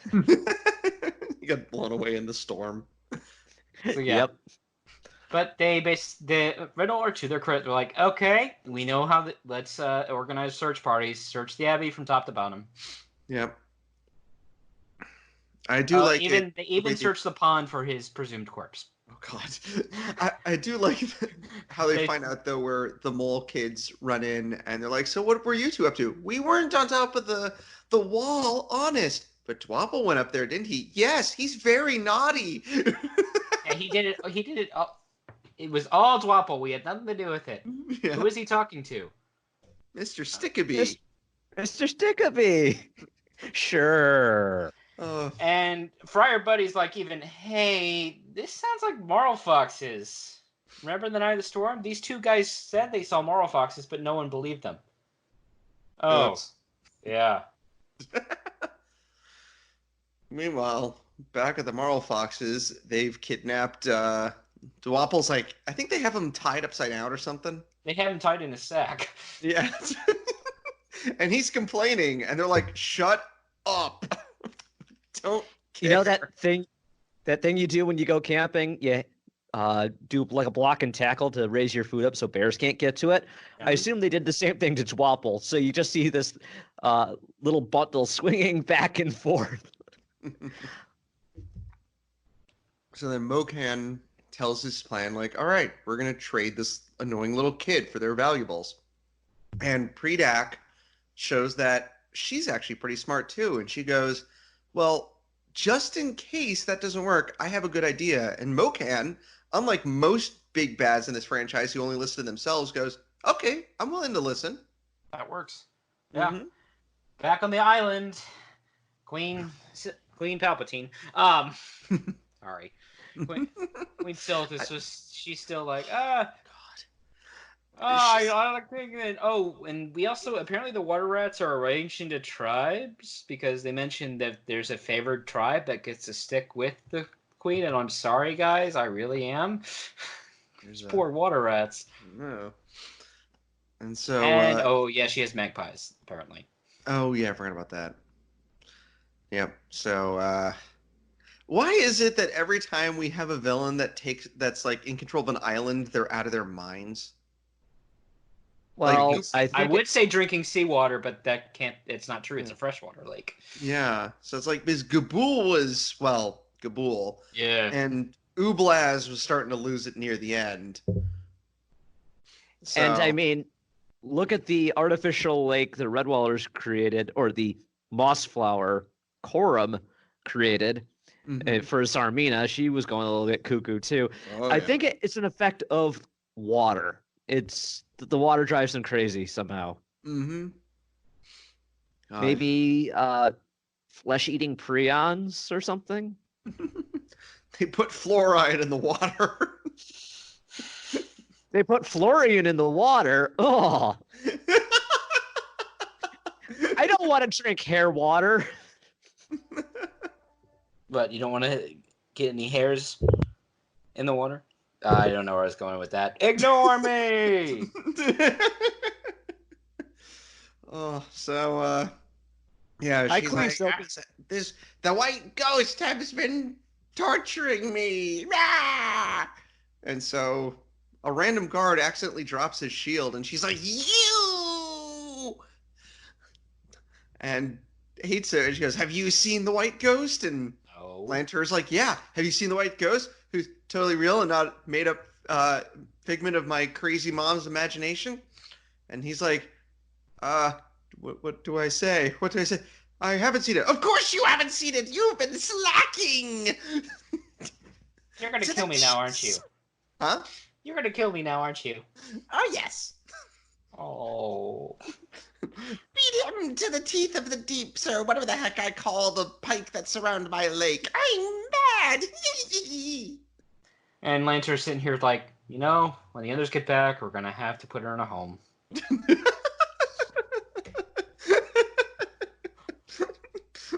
I want to play shuffleboard. Nice long game of canasta, right? That'll do everything. Lancer probably goes to Vermin HR and says, "Hey, I'm gonna need to activate my mom's long-term care policy. What do we need to do?" Well, given that all seven of you are executors to the will officially, you're gonna need all seven to do that. Lanter's like, God, I'm gonna lose my head over this. Can I at least perform a hostile takeover? So you need the Sarmina clause then. All right. God, Ashleg's like, wait a minute. Daughter wants to kill her mother. Where have I seen this before? I know where this is going. Meanwhile, the slaves are like, well, one of the guards is dead. Oh, was it the slave master? No, we're not that lucky. Oh, yes, we have and I want to we never get named from slaves, but we get do some described here.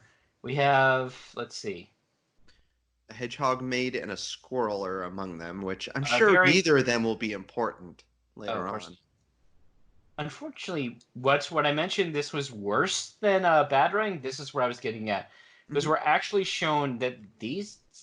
I mean, say what you will about Batarang, he pretty much fed his slaves, at least, because he had the sense that a broken down slave, a unfed slave, is not going to work very well. Mm-hmm.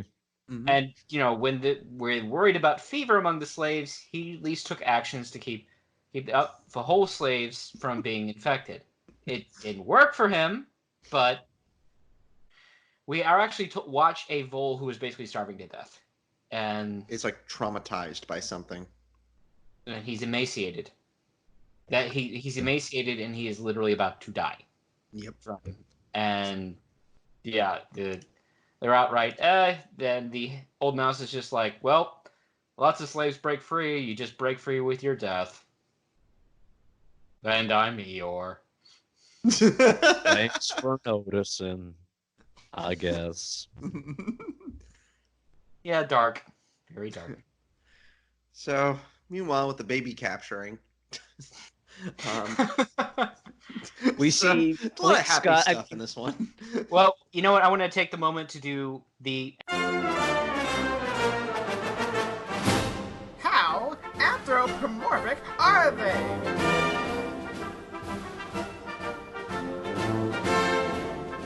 Yeah, how anthropomorphic are they? In this book, a lot.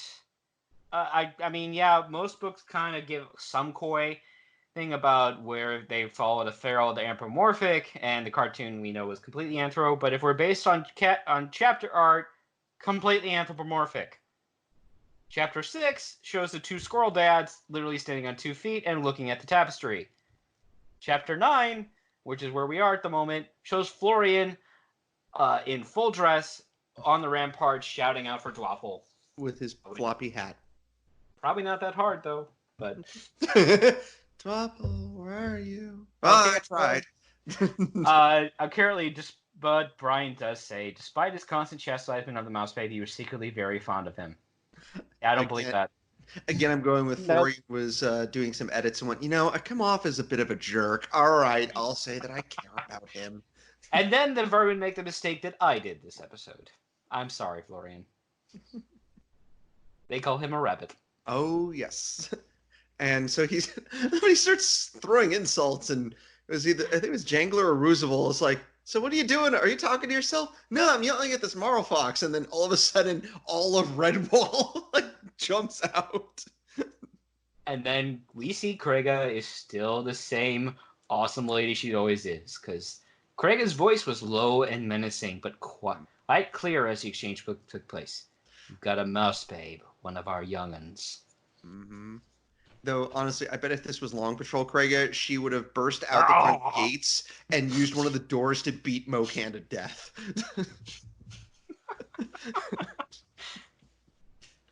And Mokan's like, yeah, we totally have your mouse babe. Will you please take him back? No, he's your problem now. Oh.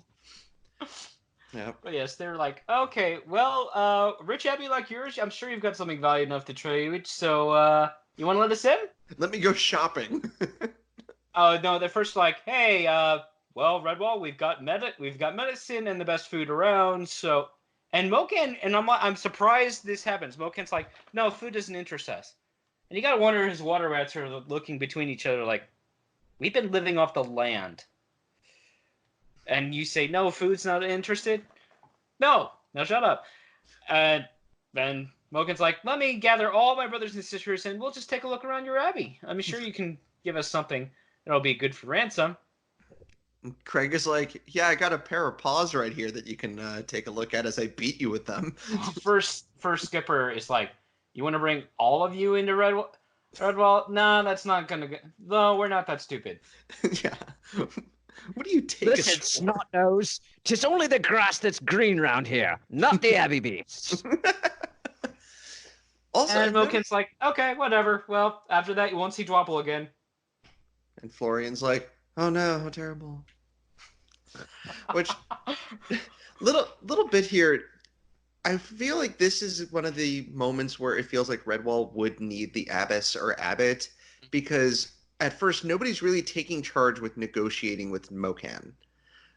They're all just sort of taking turns right now. Whereas, like, if you look back at Madame Mayo, Abbot Alf is like, he specifically takes charge when Cornflower, Mrs. Churchmouse, and oh, I feel bad. I forgot his name. The little baby vole that then was in Pearls of Lucha. Rollo. Sorry. God, I can't believe I forgot his name. He was great. We've done a lot of these books, Jeremy. This is true. But like how Abbot Alf took charge very well there, and even like Constance just let him take point there. Meanwhile, here we have Craiga, Skipper, and at least like 3 others trying to do the negotiating here. So I feel like this is a good example of why they need the abbess or abbot to take charge in situations like this. Luckily, Jangler is there, and he keeps a cool head and immediately takes charge and takes control of the negotiation and goes, okay, look, you want, something for Dwapple, correct? And Mokan goes, yes. It's like, all right, we will find stuff and we'll meet you at midnight. Okay, good. I'm glad one of you has some sense. Roosevelt is like, hey, Dan, Song, and Dippler, kids, you want to be on guard duty while the adults do our adulting? Yeah, sure, why not? I can't see that going poorly. No. Yep.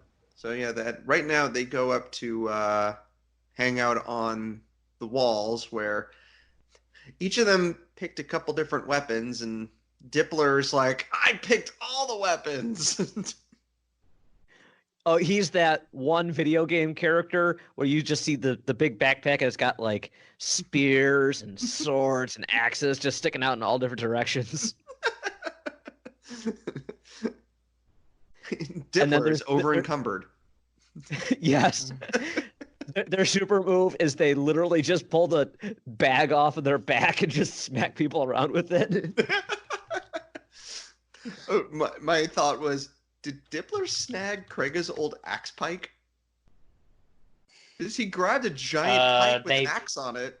They mounted that in stone back on the ridge, so... Yeah, it was cemented in place. He could have stolen it from there. I mean, that's not impossible. No. But, so meanwhile, this is where we get more callbacks to Salamandastron, where Buddy walks up to chat with them. And he's like, man, there's a lot of snoring going on in the gatehouse, because apparently we're still making that joke. And talks to the trio, and it's like, yeah, so I found some writings from Abbess Vale and this kid named Sam Kim and Arula. And like, it was at this point where last time I mentioned that, hey, even though the Redwallers don't keep good track of the records, they at least keep them inside and don't destroy them. I take that back, because now they have Buddy's like, yeah, somebody left all these outside in the rain and they got annihilated. It's calm down. As soon as I read that, I'm like, Matthias is not going to like this part. He played one. He played knick-knack on my thumb. All right, so Matthias has lost it. Matthias has gone full stealth. I wouldn't say that. White ghosts everywhere. Now, see what you did, Jeremy. Great, I broke a co-host. Darn it. Okay, I'm over it. The Redwall's base plan here as well, that's not involved the kids, is that the adults are going to walk out with what looks like a bunch of basically big sacks of treasures, but only one of them is going to have treasures to fool the Marlfoxes. The rest will have weapons. Yep. Lots and lots of weapons. And the Gaussum will be hiding in the tree, will be hiding a little bit distance away so they can get a sneak attack on. And I like that Jangler is taking command, and like he seems to be the most level-headed of all the characters so far. And I always laugh at this line where they say like, "We'll get Dwapple, pass him to Krega, she'll keep him safe." I always laugh because I just picture, oh, woe to any vermin who gets in her way. Yeah. While the kids are, while this is going on, the kids are on the wall, and Friar Buddy's like, "Hey, I know you guys are on sentry duty. That's really important right now, especially with Marlfoxes and rats out in the open worlds. But you wouldn't help me with the riddle, do we?" Yeah. And then chapter 10 is when I really just started going like, okay, Florian is totally taking control of the story. Because like all of a sudden we cut to more of the Noonvale troop. And so I just was like, and then Florian entertained the troops while the annoying mouse babe was away. Florian, are you editing the historical records again? No. I do want to point out one thing that struck me when I was reading this, and right before this, is basically the Red Warriors are like, "Hey, we're just out to get Dwapple back, and why are we bothering to do an extended fight with these vermin?" And Roosevelt, who we already know is kind of moody and semi-violent, is like, "Oh, we can't trust these vermin. We have to wipe them all out." Arrgh. And I'm sitting here like, no, this is maybe the one exception where you don't. If you get Dwapple back and turtle up behind your walls, the Marlfoxes may very well decide you're not worth the trouble. Their job is thieves, not murderers, not conquerors. Now, he doesn't know that. We know that. But I'm like, okay, you want to go for the mass violent route. Okay, that works. Because almost every other Red Bull book we've covered, there's at least an attempt at diplomacy. I mean, they at least talked to Clooney before there was an all-out war. True. And they did try, like, they did at least, were like, in Pearls of Lutra, they went, okay, if we get all 6 pearls, we can get the Abbot back and not have to fight anybody. Meanwhile, in the Long Patrol, it was, this crazy dude is coming with 1,000 troops. We should negotiating is probably not going to work. I will say, though, in defense of, going and all out attacking them back, this is probably going to be our one chance to actually do any damage. Because if we rescue him and then hole up, we're probably not going to get another chance because they won't expose themselves to a counterattack again. This is our one chance. And if we don't take it now, we could be drawing this thing out for seasons, especially considering we don't have any way of getting out and contacting other people in the woodlands. They talked about it earlier with Roosevelt and Dan watering the orchard. They're having a decline in population. So all those people that were there in Long Patrol, only some of them got replaced with new people. They have fewer people there. Granted, they had the Noonvale troop, they had the Otters, they had Jangler and his family. Well, actually, it's only Skipper. Like, he says that his Otters are off somewhere else, so they don't even have the Otters with them right now. No. Right. Sorry, I misspoke. I was thinking shrews. Oh, okay, yeah. Sorry. But it's collectively not a huge number of people there that can actually help defend, on top of already having a population drop-off. They only have so many people that they can put on defenses, and it's still the middle of summer, and they still have to water their crops, tend to the buildings, everything. They probably don't have enough able-bodied individuals to be able to carry out the daily necessities of an abbey as well as defend. So I say all that to say this is probably their best chance to hopefully run off the enemy. It's not a good chance, but it's their only chance. Yeah. I mean, that's totally fair. Yeah.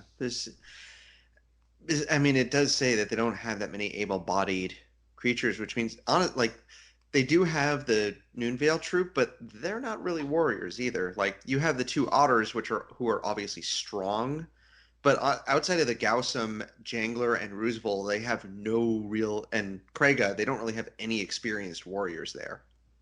And Krega would probably even say, like, yeah, if I had the entirety of the Long Patrol here, oh yeah, we would totally take them out and just drive them off. But no. That's fair. But back to the plotting. According to according to the numbers we know that the vermin have, not necessarily Redwall, Mokin has just under 200 rats and his siblings. So that's not an insignificant amount. Mm-hmm. Compared to what the Red Wallers can do. Yes, we have the Ghosts and Shrews, but they probably don't come up in numbers. I think they say there's only like 70 shrews, so there's only like 60 of them. So yeah, they're definitely outnumbered. So back to Florian entertaining the troops. And then Florian got to recount an epic battle. Florian! Just checking it for accuracy, sir. And one more song. That's it, Florian! I'm calling Krega! Also, we have another lore entry. Sankim from all the way back in Salamander Strong gets a name drop. Yep. And instead of actually just making an accurate map or, directions, because if you're at Redwall, you're going to put something in a rhyme. Yep. He has directions to the Great Lake. Which, it's funny, he describes like all these different things that he didn't actually go through, but I think he wanted to sensationalize it a little bit because he wanted to be more cryptic than, yeah, we raced down some rapids and accidentally popped out at the lake. Because that's basically how they got there. They just went down the rapids and showed up there. And he actually never even went to the island. He and his shrews, the shrews with him, ran into Log and Mara and their crew like on the lake. I thought he made it to the island briefly, just before leaving. I could be misremembering though. The way I remember, I mean, I could be wrong too. The way I remembered it was, so Mara and crew found Earthwhite and everything and left, and then as they were going, they found so they found the Deep Coiler dead at the island. Mara took the sword and then they left, and then the shrew boats met up on the lake, and that was when Sam Kim got the sword from Arula. Or no, sorry, from Mara. Okay. I do want to point out, though. The room to grab the book. I do want to point out, though, that Sam Kim, being portrayed here, he went from fumbling, almost accidental warrior to clever poet. I don't see that. Well, then again, Arvin did become the Abbey warrior, and none of us saw that coming either.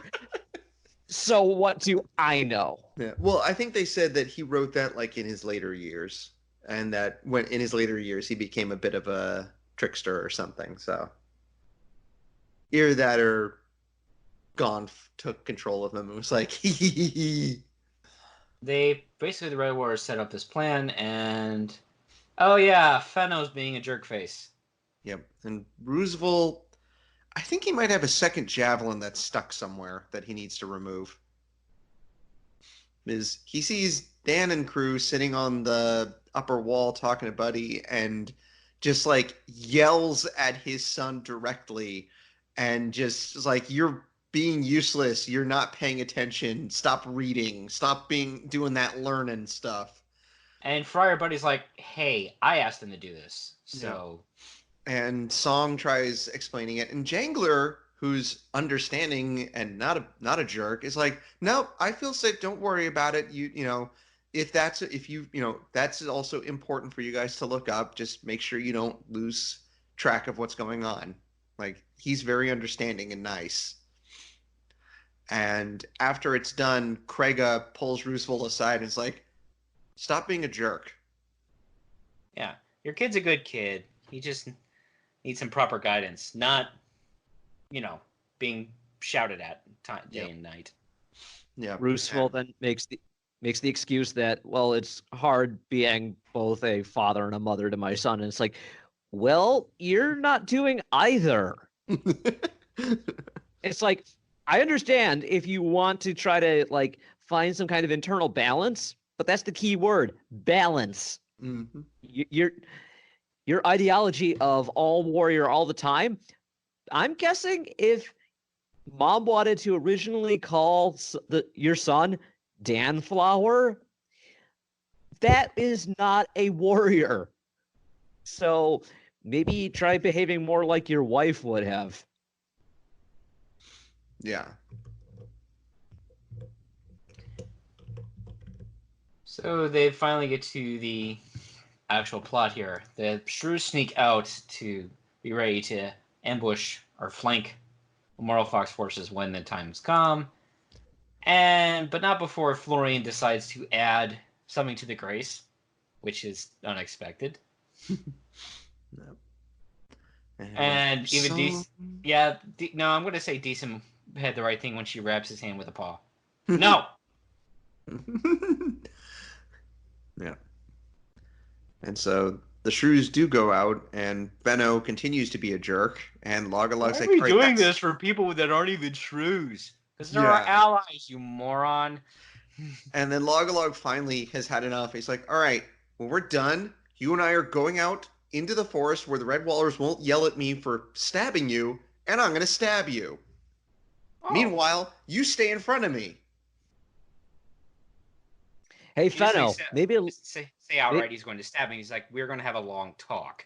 It's like, we're going to settle things where the Red Wallers outside of their rule range. I took that as Logalog's going to beat him with a sword or stab him, which I don't really care which at this point. Nope. Hey, Fenno, maybe Logalog pushes you around so much because you won't stand on your own two legs. You tend to be more likable when you actually do rather than just talk. Yep, that's all he seems to do. At least Tubgut, like, softened up and became a nice guy. And you can definitely... Scan, he died a horrible death, but he definitely regretted what he had done. Especially after Slager's like, hey, okay, thanks for all that information. Chain it with the slaves. They decide to leave Dippler, Song, and Dan behind to make sure that Redwall's okay, which I think it would have been smart to leave at least one experienced warrior with those three, like at least one of the Gaussum shrews, like one of the older ones. Just because, like, they say, like, oh, you know, there's no chance of anyone getting into Redwall or whatever. It's like, I don't know, I feel like they could have left somebody that knew a bit more what they were doing with them. Yeah. I agree. Mm-hmm. I agree, but at the same time, going back to not having enough able bodies, it's like they needed everyone they had out in the field. So it's we'll leave the green recruits inside because they're green recruits. They don't know anything. But at least while they're in there, they can provide more service than being out there and just getting killed. This is true. And so eventually the Red Wallers with Krega, who's using Skipper to guide her. Mm-hmm. They go out to meet Moken at midnight and like, hey, you got our kid. Let's see him. Oh, okay, fine, please. Let's trade. Yep. The Marlfoxes had drugged him to keep him quiet. And you know what? The sister May. Not just my parents did this kind of thing to me when I was a kid. Allegedly, there was a period now is around between 2 and 3 where I woke up in the middle of the night at around 2 a.m. and wanted to play. And my parents, in all that lovely wisdom, gave me a shot of peppermint schnapps, and I went out. Oh, great. That's what we would need. Drunk Dwapple. I want to find Mr. Stickerby. He promised we would go drinking.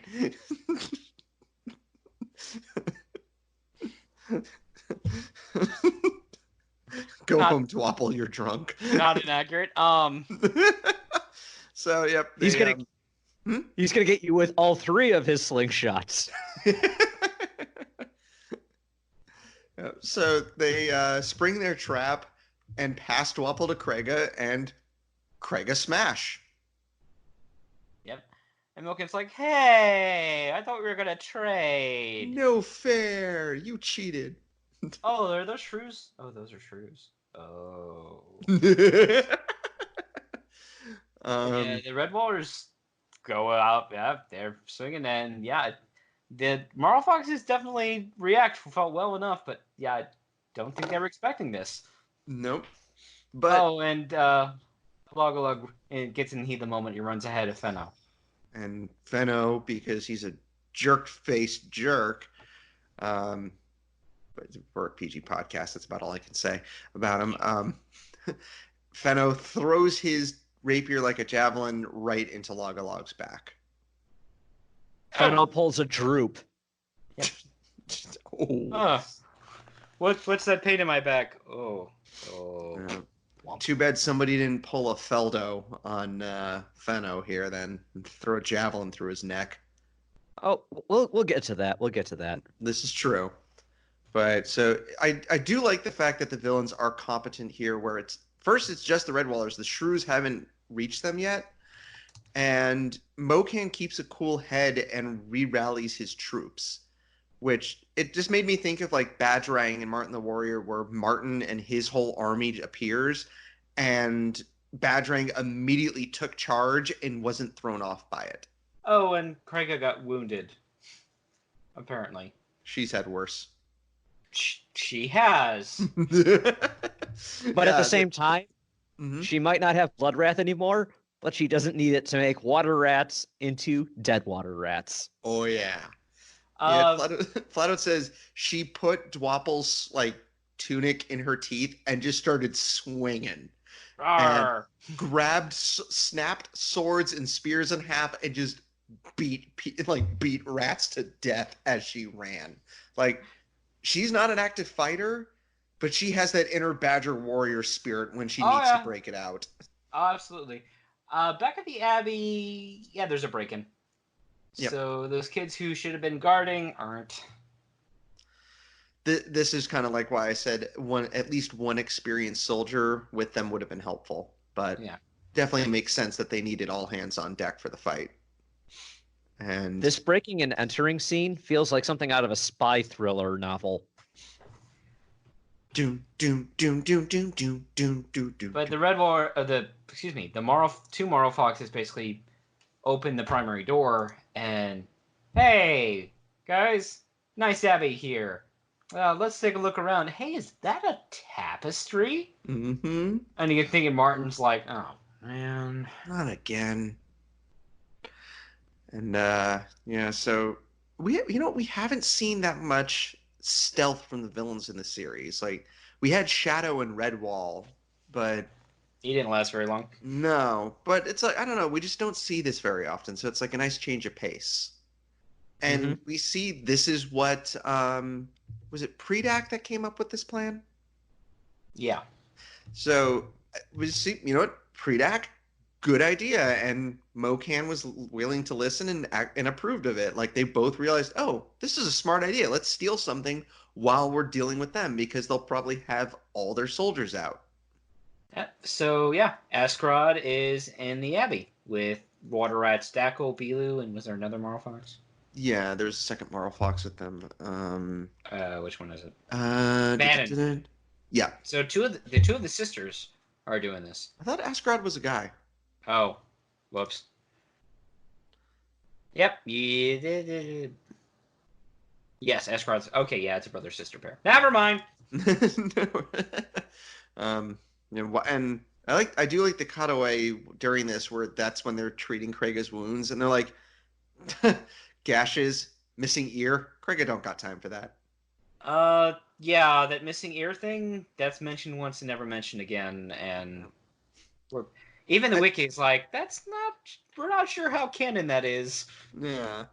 And they find like an arrowhead buried in her neck. They're like, don't you feel that? And she goes, no. Like, oh, whatever. So, the two Marlfoxes grab Nutwing as he's going to get more bandages and stuff for Krega. And Askrod straight up murders Nutwing and shoves his twitching corpse into Song's face to stun her. Well, the three kids basically take a charge at the two Marlfoxes, and Dippler and Dan trip over each other. Yeah. Song's the only competent one, and she goes down. She goes down when the Nutwing, the now late Nutwing slant runs right into her. That's like horrifying too. Yeah. Like, just he literally shoved a dead body in her face. Like, ugh. I'd completely forgotten about Nutwing's death, and it was just, as I read it, I was like, no, it crushed me inside. Oh, I liked him. And so, meanwhile, back at the big fight, while this is going on, we find that the Gaussum shrews have helped to turn the tide, and Mokan's like, okay, we should probably start trying to retreat. And this is when Roosevelt takes a spear to his side, and Zeril is there, and Roosevelt's like, Jangler, look out. Jangler knocks her down, grabs her axe, and heads up. And down goes the head. Oh, yeah. And everyone just stops. Like, all the Marlfoxes, all the water rats stop when they see that and scream. I always remember this part. A Marlfox is slain, and they all just run for it. Brian does a very good job of making sure you feel absolutely no sympathy for any of the villains who die. Oh, yeah. Now, and then going back to what we were saying on just how strong of a hold are they on these water rats, because, yeah, one of their bosses got killed, and they're like, oh, that's bad. Yep. They know, like, it's true. That's kind of the cool thing with having all these big name, big bads, is like, we know he's making a big deal of it when when one of them dies, and I like that. So it's not like Red Tooth in Redwall, where Constance decided to try out for the Olympics and was stopped by a tree. And that was the end of Red Tooth for the rest of the book. Like, this is going to have repercussions throughout the rest of the story. But at one point, Florian's like, they're retreating. Let's finish them off. And Skipper's like, hey, they still outnumber us. Stop it. Yeah. Well, it shows like he got caught up with it. It shows one of the reasons why Florian's definitely not one of the Salamandastron hairs, where if this was like, wow, I'm totally blanking on any of them from the last book. They would have been like, huh? Paragord. Thank you. If this was Paragord, he would have immediately said, okay, we got them running. Let's leave it at that for now. But Florian then does a good save here, because we then find out Elichim is dead as well. There are a lot of deaths really quickly in this section. Yeah, Elichim's death is haunting. Yeah. It was his brother, his brother just won't let go of him. Yeah. And Runktip and Florian both help him out and decide to carry the body. And Florian then does a good job by saying, like, he kind of gets everyone moving again, where he gets everyone's spirits back up and is like, let's at least get back to Redwall, and then we can deal with this. Like, we can emotionally and physically deal with what just happened. Let's make sure we get home first. And the ghosts have noticed their chief's dead. Yeah. Well, it's been a bad day. Yep.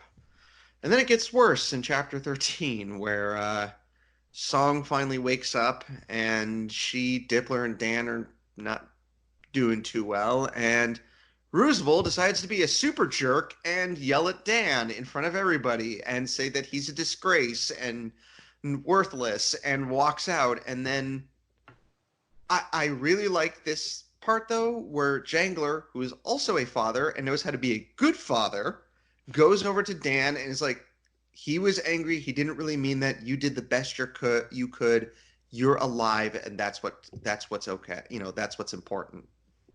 Jangler for Father of the Year. Yes. Yeah. We immediately got him with Song, and his first reaction was, thank God you're okay. It doesn't matter that this happened. I'm just glad that you're alive. Yeah, what's more important? For Jangler, it's his daughter's life. For Roosevelt, it's that his son failed. Honor! Pretty much. Yep. So you're saying that Roosevelt is Fire Lord Ozai? No. That's way too harsh. So, Avatar: The Last Airbender character. Oh. Never mind. He's like a Klingon. You have brought dishonor to our family. That's a better reference. Yeah. Yes. I also like another nice touch is Mayon, who is the acting log-a-log. He checks on Dippler and like makes sure that he's doing okay. And it shows like, okay, you know, that's why he's the acting log-a-log, is because he knows how to check on people like that. Mm-hmm. And Dippler finds out that Log-a-log was killed by Fenno and swears an oath of vengeance on him. It's pretty awesome. Yep. And I also like the moment where Jangler continues to be fantastic by going out to talk to Roosevelt and just flat out says to him, like, look, big dummy. Yeah, I never thought you were a foolish beast until today. And you need to be a better father. You need to understand that Dan is young. He needs you to give your support to him. And he cares about, you know, he cares about you too much to try to stand up and fight back at you. And he's like, you don't say anything to me. Just think about that. And then he just walks away. Jangler is easily one of my favorite squirrels in this franchise. I forgot how fantastic Jangler was. And we get the three friends who are pretty much, they are at their lowest point. But then when Dan remembers Martin's words, that that helps get them moving again. Like now they have something to work towards. They have like a goal. They know what they need to do. And oh yeah, apparently Martin spoke to Dan in the middle of the night. Yeah. And he's like, you made that up, didn't you? He's like, ooh, somebody's unconscious. Time to send some dream riddles. I mean, amnesia puzzles are a dime a dozen where Martin's concerned. However, it's a completely separate matter that we, the audience, don't know about it. We always know about it. Yeah, I'm still thinking like Song and Dippler look at each other and like, you made that up, didn't you? I totally saw Martin when I was unconscious. Don't you believe me, guys? I certainly don't want to go out and prove to myself to my jerk father. Sure. Even if you're overcompensating, we'll still go with you because we care. I feel like Martin looked at Dan and went, ooh, somebody else who received head trauma. A kindred spirit. I do want to point out one line is a little uncomfortable. It's like, Song's like, well, if Martin says it, we have to do it. I'm like, no, you don't. You're taking the Harry Potter model of responsibility. You've got adults you can talk to about this, but no, you got to handle it yourself because that's the only option. Because Martin said, with none to bid you fond farewell, go leave these old red walls. And that's the bottom line. Seriously? Because Martin said so. This is the Harry Potter model of responsibility, and it's a terrible one. Yeah, but Dan's like, yeah, but if we go, I get a cool sword. Okay, that works. Well, that makes everything better. Yep. I also love the description of Martin's sword. Do you want to read it? Sure. 1 second. Luckily, I have the book and a bookmark right here. It says, I just love this. Dan reached up carefully and took down the sword from its pins on the wall. Martin the warrior's weapon felt like wildfire in his paws. He held the black-bound grip with its red pommel stone and cross-tree hilt, feeling the perfect balance of the lethally sharp blade. Double-edged, strangely chased and patterned down to the perilous tip, keen as an icicle honed by midwinter gales. So Martin had some editorial comments on this book, didn't he? I feel like Florian adding to the narrative there, where he's like, where it just said like he took the sword. He's like, no, I have to make this sound epic. And then Dan holds it up. Ba-da-da-da. No, that's too unbelievable. You got Martin's sword. It will help guide you in your adventure. It's said that Martin's spirit lives on through this blade. Don't lose it, kid. It's dangerous to go alone. Take this.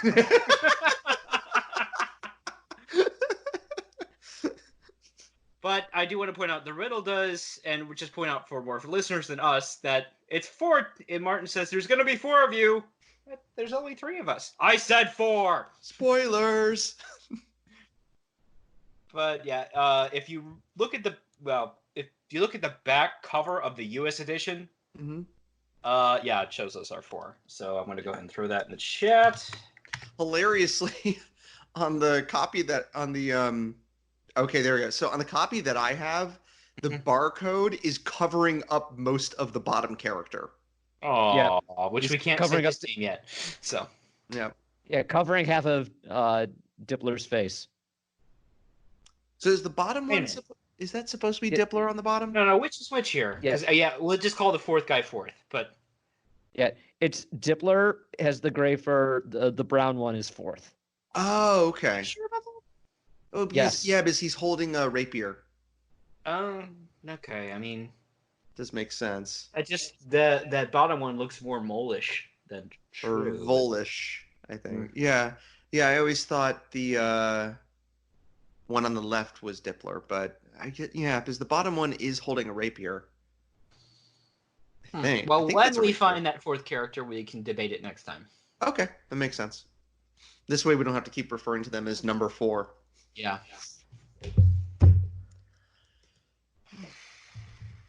That wraps us up for this portion. So, I was going to say, the entire group is going 4th, so of course we're going to see the 4th. Man, that just made me realize I haven't said any puns today. Oh, you ruined it, Matthias. Now he's going to say puns. I haven't met my quota. Well, I've outclassed you twice, 2 episodes in a row. I mean, you out Marlfoxed me. Step up your game, man. Oh, can I ask you something though? Yes. I can handle it. I blade you. Give me another. You have a really sharp wit. I'll bet you get lots of compliments on it. And where you can find us at. Leave it to Pete to get to the point. I'll tell you what, guys. Let's see what Katie has to say about this. Katie? Hello, Woodlanders, Dibbins, Badgers, reptiles, humans. Did I get everybody? Why not just say hello, everyone? Hi, it's Katie, and I'm going to give my impressions of Marlfox Book 1 as quickly as possible because I don't like to listen to the sound of my own voice talking away to myself. It's a thing. So, yes, we have a contrast. We have another HR video of very good father, very bad father. On one hand, we have Jangler Swifteye, who is concerned about his daughter. He is willing to listen to her. He doesn't scream at her when she makes a little mistake. And also when she's injured, he's there kind of helping her recover and just saying, oh, thank goodness you're all right. On the other hand, we have Rustful Regaba, who, when his son is injured, previously having yelled at him for making some mistakes, when he's injured, he glares contemptuously at his son. I will repeat this, glares contemptuously. Bad father. Very bad father. You can join the table with Luke and all the Badgers and talk about what terrible fathers you are. Anyway, the Marlfoxes. I like them. It may just be because I read a very intriguing fanfic about them. They're terrible. They're all terrible. But I like them. I also like that there's more female villains in this one than in the Long Patrol. I like Lantur a lot. We don't really see how kind of devious and terrible she is until the next book, but I really like her. Filth is kind of a petulant child, so there's that. Audiobook fun facts, I gotta do those. There's no audiobook for this one. I don't know how fun of a fact that is. Actually, I should amend my statement. There is no unabridged audiobook for this one. There is an abridged one narrated by Jakes himself. There's no full cast. So, I mean, it's great to listen to Jakes, but anytime you abridge one of the Redwall stories, you take away a lot of the magic. If I can get Minnesotan, the magic is just gone. Oh gosh. Okay, I don't know why I just did that. Wow. Okay. Anyway, I believe that is all the thoughts I have. Let's see. I like Dan. I like Song. I like Dippler. Fenno's a jerk. Yeah, pretty much things that I'm sure the good sirs of podcasting have already discussed. So, oh, did someone make a Harry Potter joke with Muggle the Mole? Because I really hope someone did. If not, I'm making it now. All right. I will hopefully see you on the next podcast. Goodbye. In all seriousness, you can find us at recorderonthewall.com. We are on Twitter at ROTWPOD. That is also our primary contact email, rotwpod@gmail.com. We are active, or at least I am, on the Redwall forums, and so is Matthias, as well as Are Eulalia, where there's a lot of good jokes tossed around there. We love reviews on iTunes, and let me double check that we haven't gotten any new one while I set this up. And if you leave us a review, it helps us out in the podcast listings, but whether it's on iTunes or on Google Play. We're also on Spotify. Cool. I think that's everything. Yep. So while you're looking for that, just last thing, just what did you guys think of this part of the book? Like, did you enjoy it? Absolutely. I liked it. Yep. Me too. I will say, and before I forget, this was the final note I had wanted to make earlier, about how the Marlfoxes have basically supplanted Clooney's reputation as Boogie Rat. Mm-hmm. But it would have been nice to have seen some explanation as to why they're suddenly a legend. I mean, we get the backstory from Aleo, and obviously Brian made them for this book. But at the same time, it's like there's some part of this world building that is not working, and it could be better. So as much as I absolutely love the story, and there's so much more happening in book 1 of Marlfox, Act 1 of Marlfox, than in book one of Long Patrol. At the same time, it feels a little rushed. And some of the transitions are a bit too quick. Maybe, I hate to say it, a little sloppy. But the story itself and the characters are solid. Yeah. I like the fact that even though most of the really big stuff happens at the end, it gives time to introduce and help us learn who like the main characters are. And there's definitely I have definitely forgotten a lot of stuff about this book, and I forgot how good of a character Jangler is. I definitely remember a lot of stuff, but I totally forgot about the references to Salamandastron and Martin the Warrior. I've just checked. We don't have any new text reviews. We've gotten another just 5-star reviews on iTunes, so thank you for that. Excellent. Yeah.